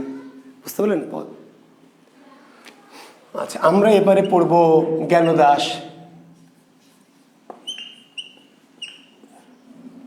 আরেকজন বাঙালি কবি। চারজন কবির মধ্যে দুজন বাঙালি আর দুজন কি অনন্য কারণ লিখছেন ধোপানি। হ্যাঁ, ঠিকই বলেছেন, রজকিনী ছিল ধোপানি, নিম্ন বর্ণের ধোপানি। তার প্রেমে পড়েছিল চণ্ডীদাস। রজকিনী নামক ধোপানির প্রেমে পড়ার অপরাধে তাকে সমাজচ্যুত করা হয় এবং জাতিচ্যুত করা হয়। তো আমাদের আরেকজন, চণ্ডীদাস, জ্ঞানদাস, গোবিন্দদাস, চারজন কবি বলেছি। দুজন চৈতন্য পূর্ব যুগের, দুজন পরবর্তী যুগের, মনে আছে? এর মধ্যে দুজন বাঙালি কবি, দুজন ব্রজবুলি ভাষার কবি। তাহলে চণ্ডীদাস আর জ্ঞানদাস বাঙালি কবি। চণ্ডীদাস আর জ্ঞানদাস কি বাঙালি পদকর্তা। আর বিদ্যাপতি আর গোবিন্দ দাস ব্রজবুলি ভাষার পদকর্তা। তাহলে আরেকজন বাঙালি পদকর্তা জ্ঞানদাস। জ্ঞানদাসের পদগুলি পরীক্ষা দেবেন বিসিএসে। কেন জানি জ্ঞানদাসের পদগুলি আসে, বিসিএস সালের কোশ্চেন দেখবেন জ্ঞানদাসের পদ। রূপ লাগি আখি ঝুরে গুণে মনভর, প্রতি অঙ্গ লাগি কান্দে প্রতি অঙ্গ মোর, হিয়ার পরশ লাগি হিয়া মোর কান্দে, পরাণ প্রীতি লাগি থির নাহি বান্দে। রূপ লাগি আখি ঝুরে গুণে মনভর, প্রতি অঙ্গ লাগি কান্দে প্রতি অঙ্গ মোর।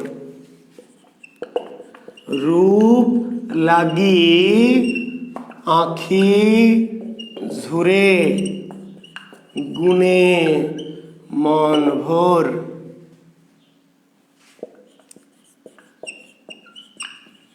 প্রতি অঙ্গ লাগি কান্দে প্রতি অঙ্গ মোর। বিদ্যাপতির জ্ঞানদাসের কথা। রূপ লাগি আখি ঝুরে, রূপ লাগি আখি ঝুরে, গুণে মন ভোর, প্রতি অঙ্গ লাগি কান্দে প্রতি অঙ্গ মোর। হিয়ার পরশ লাগি হিয়া মোর কান্দে, পরাণে প্রীতি লাগি থির নাহি বান্দে। কি যে দারুণ বৈষ্ণব পদাবলী, কি যে মধুর। যদি বৈষ্ণব পদাবলী পড়েন তাহলে মনে হবে আধুনিক যুগে কোনো সাহিত্যই নাই, সব ভুয়া। বৈষ্ণব পদাবলী যদি বোঝেন না, যদি বুঝে পড়েন, আমরা আধুনিক যুগে বলেন রোমান্টিক কবি হ্যান ত্যান, কিচ্ছু নাই। বাংলা সাহিত্যে যত কিছু রোমান্টিকতা, যত কিছু মধুর সাহিত্য, সব কি এই জন্য বাংলা সাহিত্যের সবচেয়ে গুরুত্বপূর্ণ, মধ্যযুগের সবচেয়ে গুরুত্বপূর্ণ সাহিত্য পদাবলী। মনে আছে তো? মধ্যযুগের সবচেয়ে দামি সাহিত্যের নাম কি? পদাবলী। রূপ লাগি আখি ঝুরে, গুণে মনোভর, প্রতি অঙ্গ লাগি কান্দে প্রতি অঙ্গ মোর। হিয়ার পরশ লাগি হিয়া মোর কান্দে, হ্যাঁ আফরাজ মিমি, পরাণ প্রীতি লাগি থির নাহি বান্দে। রূপক লিখে দিয়েছি তো ভাই। জি, এই যে বইয়ে লিখে দিয়েছি আপনাদের জন্য, বইয়ে লেখা আছে, বইয়ে লিখে দিয়েছি অনেক অনেক পদ, জি লিখে দিয়েছি। আর এখনো লিখে দিচ্ছি, যে সব তো লিখে দেওয়া যাবে না, সব পদ লিখে দিতে, ব্যাখ্যা দিতে গেলে ক্লাস কয়েক বছর লেগে যাবে। সাহিত্য তো ব্যাকরণের মতো না, সাহিত্য একটা সমুদ্র, এই সমুদ্রে ঢুকলে বের হওয়া খুব মুশকিল। তাহলে রূপ লাগি আখি ঝুরে, গুণে মন ভোর, প্রতি অঙ্গ লাগি কান্দে। রূপের জন্য আখি, রূপ চেহারার জন্য আখি পাগল হয়, চোখ আকৃষ্ট হয় কিসের প্রতি? চেহারা। ইস কি সুন্দর, ওফ আলিয়া কি সুন্দর, ক্যাটরিনা ওফ কি দারুণ। চোখ আখি আকৃষ্ট হয় কিসের দিকে? সৌন্দর্যের দিকে। রূপ লাগি আখি ঝুরে, গুণে মন ভরার, মনটা ভরে কিসে? গুণে। চেহারা আমার সুন্দর না, কিন্তু আমাকে আপনারা পছন্দ করেন, ভালোবাসেন কেন? গুণের জন্য, তাই না? একজন কালো কালো মানুষ, তাকে আপনি ভালোবাসতে পারেন, গুণ। তাহলে আখি রূপ দেখে আকৃষ্ট হয়, ঝুরে, ঝুরে মানে আকৃষ্ট হয়। আর গুণে মন ভর, গুণ দেখে মন। প্রতি অঙ্গ লাগি কান্দে প্রতি অঙ্গ মোর, মনোভর। প্রতি অঙ্গ লাগি কান্দে প্রতি অঙ্গ মোর। কি যে রোমান্টিকতাটা ব্যাখ্যা দেওয়া যাবে না। রোজা কিন্তু হালকা হয়ে যাবে, জি রোজা হালকা হয়ে যাবে, রোজা হালকা করা বিপদ আর কি। প্রতি অঙ্গ লাগি কান্দে প্রতি অঙ্গ মোর, বুঝেন? হাতের জন্য হাত কান্দে, হাত খালি হাত ধরতে চায়, হাত কি পা ধরতে চায়? হাত হাত ধরতে, হাতের জন্য হাত কাঁদে, চোখের জন্য চোখ কাঁদে, ঠোঁটের জন্য ঠোঁট কাঁদে, পায়ের জন্য পা কাঁদে, বুকের জন্য বুক কাঁদে। বুকের জন্য পা কাঁদে না, বুকের জন্য হাত কাঁদে না, প্রতি অঙ্গ লাগি কান্দে প্রতি অঙ্গ মোর। আমার প্রত্যেকটি অঙ্গ অপোজিট প্রত্যেকটি অঙ্গের জন্য কাঁদে, যে অঙ্গ সে অঙ্গের প্রতি তার কি আকর্ষণ। প্রতি অঙ্গ লাগি কান্দে প্রতি অঙ্গ মোর। হিয়ার পরশ লাগি কান্দে হিয়ার পরশ লাগি। জ্ঞানদাসের আরেকটি অতি বিখ্যাত পদ আছে, অতি বিখ্যাত পদ। সুখের লাগিয়া এ ঘর বাঁধিনু, সুখের লাগিয়া এ ঘর বাঁধিনু, অনলে পুড়িয়া গেল। সুখের লাগিয়া এ ঘর বাঁধিনু, অনলে পড়ে গেল। আসবে দেখবেন পরীক্ষায়, সুখের লাগিয়া, সুখের লাগিয়া এ ঘর বাঁধিনু, অনলে পড়িয়া গেল। অমিয়া সাগরে স্নান করিতে, সকলি গরল ভেল। সুখের লাগিয়া এ ঘর বাঁধিনু, অনলে পড়িয়া গেল। অমিয়া সাগরে স্নান করিতে, সকলে গরল ভেল। পিয়াসও লাগিয়া জলদ সেবিনু, বজর পড়িয়া গেল। জ্ঞানদাস কহে কানুর পিরিতি, মরণ অধিক সেল। সুখের লাগিয়া এ ঘর বাঁধিনু, অনলে পড়িয়া গেল। অমিয়া সাগরে স্নান করিতে, সকলে গরল ভেল। তিয়াস লাগিয়া জলদ সেবেনু, বজর পড়িয়া গেল। জ্ঞানদাস কহে কানুর পিরিতি, মরণ অধিক সেল। আসবে এই লাইনটি, যেই পংক্তির রচয়িতাকে, চরণটির রচয়িতাকে। বুঝতে পেরেছেন?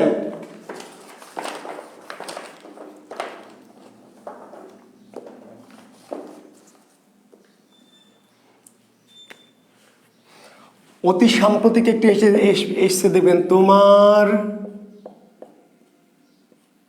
গরবে গরবিনী, তোমার গরবে গরবিনী হাম রূপসী তোমার রূপে। আরো একটি পদ জ্ঞানদাসের, রূপসী তোমার রূপে। যাদের কাছে বাংলা কোষ আছে একটু পেজ নাম্বার 149, 148, 49 বের করে দেখে নেবেন। যাদের কাছে আমার বই বাংলা কোষটি আছে তারা 148, 49 পেজ বের করে পদগুলি দেখে নেবেন। জ্ঞানদাস, গোবিন্দ দাস, বিদ্যাপতি, চণ্ডীদাস, এদের পদ আমি গুরুত্বপূর্ণ পদগুলো লিখে দিয়েছি। জ্ঞানদাসের আরেকটি, তোমার গরবে গরবিনী হাম রূপসী তোমার রূপে হেন মনে লয় ও দুটি চরণ সদা লয়ে রাখি বুকে। তোমার গরবে গরবিনী হাম রূপসী তোমার রূপে হেন মনে লয় ও দুটি চরণ সদা লয়ে রাখি বুকে। জ্ঞানদাসের।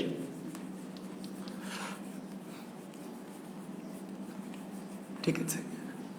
গোবিন্দ দাসের পদগুলি আবার ওই যে ব্রজবুলিতে রচিত বলে জনপ্রিয় হয়নি। খুব দারুণ পদ গোবিন্দ দাসেরও, কিন্তু তার পদগুলি যেহেতু কোন ভাষায়, বাংলায় না, কোন ভাষায়, ওই যে ব্রজবুলি ভাষায় লেখা, ফলে বিখ্যাত বা জনপ্রিয় হয়নি। তবে দু একটি লাইন তবু একটু আমরা লিখব। গোবিন্দ দাসের, তাই না? জি, গোবিন্দ দাসের। ঢলো ঢলো কাঁচা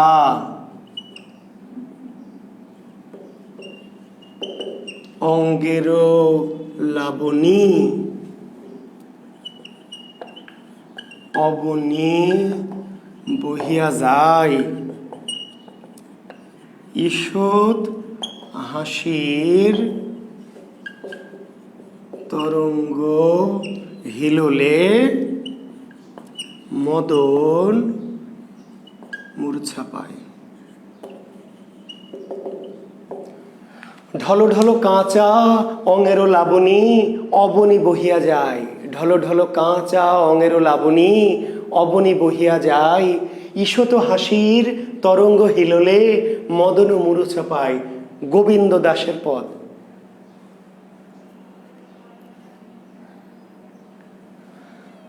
যারা সংগ্রহ করেছেন তারা করেছেন, এখন আর অবশ্য পাবেন না, কারণ এখন তো বন্ধ সবকিছুই, এখন আর সংগ্রহ করতে পারবেন বলে মনে হয় না। তো কার পদ এটি? গোবিন্দ দাসের পদ। গোবিন্দ দাসের পদ আরও আছে, কিন্তু সব লিখছি না, কারণ বললাম যে জটিল পদ কম আসে, যেহেতু কি এটি হচ্ছে বাংলা নয়, কোন ভাষায়? বাংলার মিথিলার মিশ্রণ, ব্রজবুলি। ঢলো ঢলো কাঁচা অঙ্গেরও লাবণী, অঙ্গেরও লাবণী, লাবণী মানে সৌন্দর্য, মাধুর্য, চকচক করে না, যে আপনারা ফেসিয়াল করেন তখন চেহারা গ্লেজ দেয় না, গ্লেজ। মেয়েরা ফেসিয়াল করে কেন? পার্লারে গিয়ে ফেসিয়াল মানে কি চেহারা যাতে গ্লেজ দেয়, চকচক করে, নাম লাবণী, লাবণ্য। ঢলো ঢলো কাঁচা অঙ্গেরও লাবণী, ঢলো ঢলো কাঁচা অঙ্গেরও লাবণী অবনী বহে যায়। অবনী মানে পৃথিবী। রাধার রূপ এমনই, এমনই ঢলো ঢলো। যখন হাঁটে, রাধা যখন হাঁটে তখন রূপ যেন কি উছলে উছলে পড়ে যায়, পৃথিবীতে গড়ে পড়ে। ভরা কলসি নিয়ে মেয়েরা যখন হাঁটে, ভরা কলসি নিয়ে, তখন কলসি উছলায় যেমন অনেক সময় পানি পৃথিবীতে পড়ে যায়, রাধার রূপ এমনই কলস ভর্তি রূপ রাধার, যে রাধা যখন হেঁটে যায় তার এই ঢলো ঢলো রূপ অবনী বেয়ে যায়, পৃথিবীতে বেয়ে বেয়ে, রূপ বেয়ে বেয়ে কি পৃথিবীতে পড়ে যায়। ঈষৎ হাসির তরঙ্গ হিলোলে, ঈষৎ হাসির, ঈষৎ মানে অল্প, একটু যদি হাসি দেয় রাধা, এই হাসির তরঙ্গ হিলোলে, অল্প একটু হাসি দিলেই এমনই হাসির ঢেউ ওঠে যে মদনও মূর্ছা পায়। মদন, মদনকে, জি, মদন হচ্ছে কামদেব, প্রেমের দেবতা, প্রেমের দেবতা, কামের দেবতা মদন। হিন্দু পুরাণে মানুষের মাঝে কাম জাগে, প্রেম জাগে কেন? মদন আপনাকে তীর মারে, তীর বান। তো এই রাধার হাসি এমন যে একটু হাসি দেখা মাত্রই মদন যে কামের দেবতা সেই অজ্ঞান হয়ে যায়। আর আপনাদের মতে মদনে যারা স্যালা, এদের অবস্থা কি বুঝতে পারলেন? রাধার হাসি দেখে কামদেব মদন সেই অজ্ঞান হয়ে যায়। আর আপনারা যারা মদনের স্যালা সামসা আছেন, এরা যদি রাধার হাসি দেখতেন তাহলে এমন দাঁত কপটি লেগে যাইতেন, জীবনে আর কি খুলতো না। জি, তো যাই হোক, এই হচ্ছে আমাদের গোবিন্দ দাসের পদ। তো আমরা শিক্ষার্থী বন্ধুরা এগুলো রিটেনের জন্য আমাদের লাগে অনেক সময় যে জ্ঞানদাসের পরিচয় দাও, বিদ্যাপতির পরিচয় দাও, চণ্ডীদাসের পরিচয় দাও। ওকে, আচ্ছা আমি শেষ করব আমাদের ক্লাস। রোজার দিনে চেষ্টা করবো একটু কম পড়ানোর জন্য। জি, তো চণ্ডীদাস কয়জন, এই প্রশ্নটি করেছেন। আমি আবার বলছি, আপনারা প্রশ্ন করে আমাকে মনে করে দিতে হবে না, বা আমি আলোচনা সিরিয়াল করে আমার সিস্টেম ওয়াইজ করবো। জি, তো চণ্ডীদাস বাংলার সাথে 4 জন। বাংলার সাথে চণ্ডীদাস কয়জন? চণ্ডীদাস 4 জন। বাংলার সাথে চণ্ডীদাস 4 জন। আর যদি বলে পদাবলীর চণ্ডীদাস কয়জন, তাহলে 3 জন। ভালো করে বলছি, প্রশ্ন অনেকে বলেন স্যার কনফিউশন না রে বাবা, প্রশ্ন তো 2টা, তাহলে উত্তর স্যার এক জায়গায় দেখলাম চণ্ডীদাস 3 জন, এক জায়গায় দেখলাম 4 জন, কোনটা ঠিক স্যার? দুটোই ঠিক রে বাবা, প্রশ্ন যেটা সেটা উত্তর। বাংলা সাহিত্যে কয়জন চণ্ডীদাস? বাংলা সাহিত্যে কয়জন চণ্ডীদাস? 4 জন। ঠিক আছে, কে কে? একজন হচ্ছে ওই যে আমাদের গত ক্লাসের যে চণ্ডীদাস, ওই যে অনন্ত জলিলের পূর্বপুরী যে অনন্ত চণ্ডীদাস, জি, যার নাম ছিল বড়ু চণ্ডীদাস। একজনের নাম হলো দ্বিজ চণ্ডীদাস, একজনের নাম দীন চণ্ডীদাস, আর একজনের নাম হলো শুধু চণ্ডীদাস। বাংলা সাহিত্যে চণ্ডীদাস 4 জন। বাংলা সাহিত্যে চণ্ডীদাস কয়জন? 4 জন। কে কে? বড়ু চণ্ডীদাস, দ্বিজ চণ্ডীদাস, দীন চণ্ডীদাস, আর একজন শুধু চণ্ডীদাস। আর বৈষ্ণব পদাবলী, আজকে যে পদাবলী পড়াচ্ছে, এই বৈষ্ণব পদাবলীর চণ্ডীদাস কয়জন? 3 জন। কেন? 4 জন চণ্ডীদাসের একজন পদাবলীর চণ্ডীদাস না, শ্রীকৃষ্ণ কীর্তন, যেটি আলাদা। আমরা আগেই বলেছি শ্রীকৃষ্ণ কীর্তনের যে রাধাকৃষ্ণ, ওটা আলাদা, এমনি প্রেম। আর বৈষ্ণব পদাবলীর প্রেম হলো প্রেম, ধর্মপ্রেম, ধর্মীয় প্রেম। তাহলে বাংলার সাথে চণ্ডীদাস 4 জন, কিন্তু বৈষ্ণব পদাবলীর বা পদাবলীর চণ্ডীদাস 3 জন। তাহলে পদাবলীর চণ্ডীদাস 3 জন কে কে? দ্বিজ চণ্ডীদাস, দীন চণ্ডীদাস, এমনি শুধু চণ্ডীদাস। আর বাংলার সাথে চণ্ডীদাস 4 জন, ওই যে শ্রীকৃষ্ণ কীর্তন চণ্ডীদাস। পদাবলীর প্রথম পদকর্তাকে? বিদ্যাপতি ভাই, বিদ্যাপতি। পদাবলীর প্রথম পদকর্তা, আচ্ছা, পদাবলীর প্রথম পদকর্তা জয়দেবের যে গীত গোবিন্দ, সেটি তো পদাবলী না, রবিন হাসান। আমি জানি না কোথায় পেয়েছেন। পদাবলীর প্রথম পদকর্তা জয়দেব না, জয়দেব তো পদাবলী লেখেননি, তিনি কৃষ্ণকে নিয়ে লিখেছেন। জয়দেব লেখা গীত গোবিন্দম। রবিন হাসান, আপনি নিশ্চয়ই ওই যে শিকড় বইটি পড়েছেন, সেখানে অনেক তথ্য আছে যেগুলো আসলে ঠিক প্রয়োজন নাই। গীত গোবিন্দ লিখেছেন জয়দেব, গীত গোবিন্দম সংস্কৃত ভাষায়, সেটা তো পদাবলী না, সেটি হচ্ছে কৃষ্ণের ধর্মীয় জীবন, ধর্মীয় আখ্যান, কৃষ্ণের জীবনী আখ্যান। বুঝতে পারলেন? আর পদাবলী সৃষ্টি হলো বিদ্যাপতির হাত দিয়ে। পদাবলীর সৃষ্টি হয়েছে বিদ্যাপতির হাত দিয়ে। কাজে পদাবলীর প্রথম পদকর্তা অবশ্যই বিদ্যাপতি, পদাবলীর জনক বিদ্যাপতি, পদাবলীর আদি কবি, প্রথম কবি বিদ্যাপতি, জয়দেব নয়। জয়দেব কৃষ্ণকে নিয়ে সাহিত্য লিখেছে, শুধু কৃষ্ণকে নিয়ে। তার যে গীত গোবিন্দম, সেটি অন্য জিনিস, পদাবলী না। জি, থ্যাংক ইউ। বড়ু চণ্ডীদাস পদাবলীর চণ্ডীদাস নয়। জি, বড়ু চণ্ডীদাস শ্রীকৃষ্ণ কীর্তন কাব্যের চণ্ডীদাস। এখন বলেন, বৈষ্ণব পদাবলী নিয়ে আপনাদের কোনো প্রশ্ন থাকলে করবেন, না হলে আমরা রোজা রমজানের মাস আজকের মতো শেষ করবো আর কি। জি, বৈষ্ণব পদাবলী নিয়ে যদি আপনাদের কোনো প্রশ্ন থাকে তাহলে দয়া করে করবেন। প্রতিটা বিষয় বলতে অনিরুদ্ধ অরণ্য কি বিষয় ভাই? প্রতিটা বিষয় তো বিস্তারিত আলোচনা করছি, আর কি বিস্তারিত আলোচনা শুনবেন? একই দিনে কি সবই বিস্তারিত আলোচনা করব? অনিরুদ্ধ অরণ্য গোটা বাংলা সাহিত্যকে একদিন আলোচনা করব না? মানে সম্পূর্ণ আলোচনা বলতে আপনি কি বোঝাতে চাচ্ছেন? অনিরুদ্ধ বুঝি নাই, ব্যাখ্যা দেন। প্রতিটা বিষয় বিস্তারিত, আমরা প্রতিদিন তো একটা বিষয় বিস্তারিত। আজকে যে আলোচনা করলাম বৈষ্ণব পদাবলী, এর কি বিস্তারিত আপনি পাননি সেটা বলেন, নাকি গোটা বাংলার সাথে একদিনে বিস্তারিত আলোচনা করব? যে আজকে যে আমি বৈষ্ণব পদাবলী পড়ালাম, এই বৈষ্ণব পদাবলীর কি বিস্তারিত আপনি জানতে চান সেটা আমাকে বলবেন দয়া করে। জি, রমজানে আপাতত 11টায় ক্লাস হবে। জি, 11টায়, 10:30টায় দিতে পারি যদি আপনাদের বেশি মনে। জি, 10:30 বা 11টায় রমজান মাসে আপাতত 10:30 বা 11টায় ক্লাস হবে। আর আগামী দিন পরীক্ষা হবে। জি, শ্রীকৃষ্ণ কীর্তন প্লাস বৈষ্ণব পদাবলী আগামী দিন পরীক্ষা হবে ক্লাসের পরে।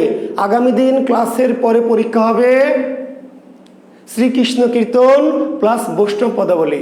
আবার বলছে তিনজন চণ্ডীদাস কে কে? এই যে মুক্তা আখন্দ গাধী, লিখে দিলাম যে গাধী, মুক্তা আকন্দ গাধী, ওই তিনজন চণ্ডীদাসের ব্যাপারটা ক্লিয়ার করব কেমনে? একজন দ্বিজ চণ্ডীদাস, একজনের নাম হলো দীন চণ্ডীদাস, একজনের নাম শুধু চণ্ডীদাস। আসলে চণ্ডীদাসই মূলত চণ্ডীদাস, কিন্তু আগের যুগে যেই নামটি বড় চণ্ডীদাস বুঝিনি। স্যার কেন বুঝিস নি রে গাধী? তুই শ্রীকৃষ্ণ কীর্তন কাব্য করিসনি? সুমা ইসলাম গাধী, এই সুমা ইসলাম গাধী, তুই শ্রীকৃষ্ণ কীর্তন কাব্য গত ক্লাস করিসনি? যদি না করিস তাহলে দেখে নিবি, ওইখানে বড় চণ্ডীদাস বুঝাই দিয়েছি। বুঝিনি স্যার, কেন বুঝিসনি? ক্লাসে যে একদিন পুরো বুঝালাম, গত ক্লাসে দেখবি বড় চণ্ডীদাস বুঝাই দিয়েছি। তো আগের যুগে যে সমস্যাটি হতো, যদি একজন কারো নাম জনপ্রিয় হয়ে যেত তাহলে অনেকে কি করতো, সেই নামটিকে নিয়ে বুঝেন না, ওই যে অনন্ত জলিল নামটা জনপ্রিয় হয়ে গেছে, এখন অনন্ত জুয়েল, এই জুয়েলও তার নামের সাথে অনন্ত লাগাতে চাই। তার মানে যেই নামটা আগে জনপ্রিয় হতো সেই নামটা সবাই, যেই নামই হোক না কেন ওই নামটা ধারণ করতো। তাহলে মূল চণ্ডীদাস একজন চণ্ডীদাস, রজকিনীর যে চণ্ডীদাস, রজকিনীর সে হলো মূল চণ্ডীদাস। আর এই চণ্ডীদাস যখন জনপ্রিয় হয়েছে তখন আরো অনেকেই কি করেছে, চণ্ডীদাস নাম দিয়ে পদ লিখেছে। তো সেই চণ্ডীদাসের একজন দ্বিজ চণ্ডীদাস, দ্বিজ, আর একজন কি দীন চণ্ডীদাস। আচ্ছা, বাকি দুজনের জন্ম হচ্ছে চৈতন্য পরবর্তী যুগ, ষোড়শ শতকে, ষোড়শ। তাহলে বিদ্যাপতি আর চণ্ডীদাসের জন্ম হচ্ছে 14দশ শতকে, আর জ্ঞানদাস গোবিন্দ দাসের জন্ম কোন শতকে? লিখে নেন। জি, ষোড়শ শতক। জ্ঞানদাসের জন্ম ষোড়শ শতকে, গোবিন্দ দাসের জন্ম ষোড়শ শতকে। জ্ঞানদাস এবং গোবিন্দ দাসের জন্ম, যে খানো সবাই লাগায়, ঠিকই বলেছেন, যেই নামটা জনপ্রিয়তা পায় সেটা সবাইকে লাগিয়ে দেয়। জি, তাহলে বাকি দুজন ষোড়শ শতকে, চৈতন্য পরবর্তী। চৈতন্য হলো পঞ্চদশ শতকের, চৈতন্য পঞ্চদশ শতকের, চৈতন্যের পূর্বে বিদ্যাপতি চণ্ডীদাস 14দশ শতকের, আর চৈতন্য পরবর্তী যুগে জ্ঞানদাস আর গোবিন্দ দাস ষোড়শ শতকের সাহিত্যিক। জি, দুইজন বাংলা ভাষার, দুজন ব্রজবুলি ভাষার। বাংলা ভাষার কে কে? চণ্ডীদাস আর জ্ঞানদাস। আর ব্রজবুলি ভাষার কে কে? বিদ্যাপতি আর কে? গোবিন্দ দাস। জি, চণ্ডীদাস চণ্ডীর ভক্ত ছিল। জি, চণ্ডীর ভক্ত বলে তো তার নাম চণ্ডীদাস, চণ্ডীর ভক্ত বলেই তার নাম চণ্ডীদাস। জি, আর চণ্ডী দেবীর অপর নাম বাসুলি, ফলে অনেক জায়গায় এরা বাসুলি ভক্ত বলে উল্লেখ করেছে, নিজেকে কি বলেছে? বাসুলি ভক্ত। বাসুলি ভক্ত কেন? চণ্ডী দেবীর অপর নাম কি? বাসুলি। জি, থ্যাংক ইউ। তো ভালো থাকবেন। জি, আজকের মতো ক্লাস এখানে শেষ করছি। আজকে কি বার? বুধবার। তাহলে আগামী শনিবারে ক্লাস নিব। দেখবেন শিডিউল অনুযায়ী পরের ক্লাসে যা আছে, আগামী শনিবার শিডিউল অনুযায়ী পরের ক্লাসে যা আছে সেটি ক্লাস নিব। আর পরীক্ষা হবে কিসের উপরে? শ্রীকৃষ্ণ কীর্তন এবং বৈষ্ণব পদাবলী। শ্রীকৃষ্ণ কীর্তন এবং বৈষ্ণব পদাবলীর পরীক্ষা হবে। জি, ওকে, থ্যাংক ইউ। ভালো থাকবেন, সুস্থ থাকবেন। আল্লাহ হাফেজ, শুভ দুপুর।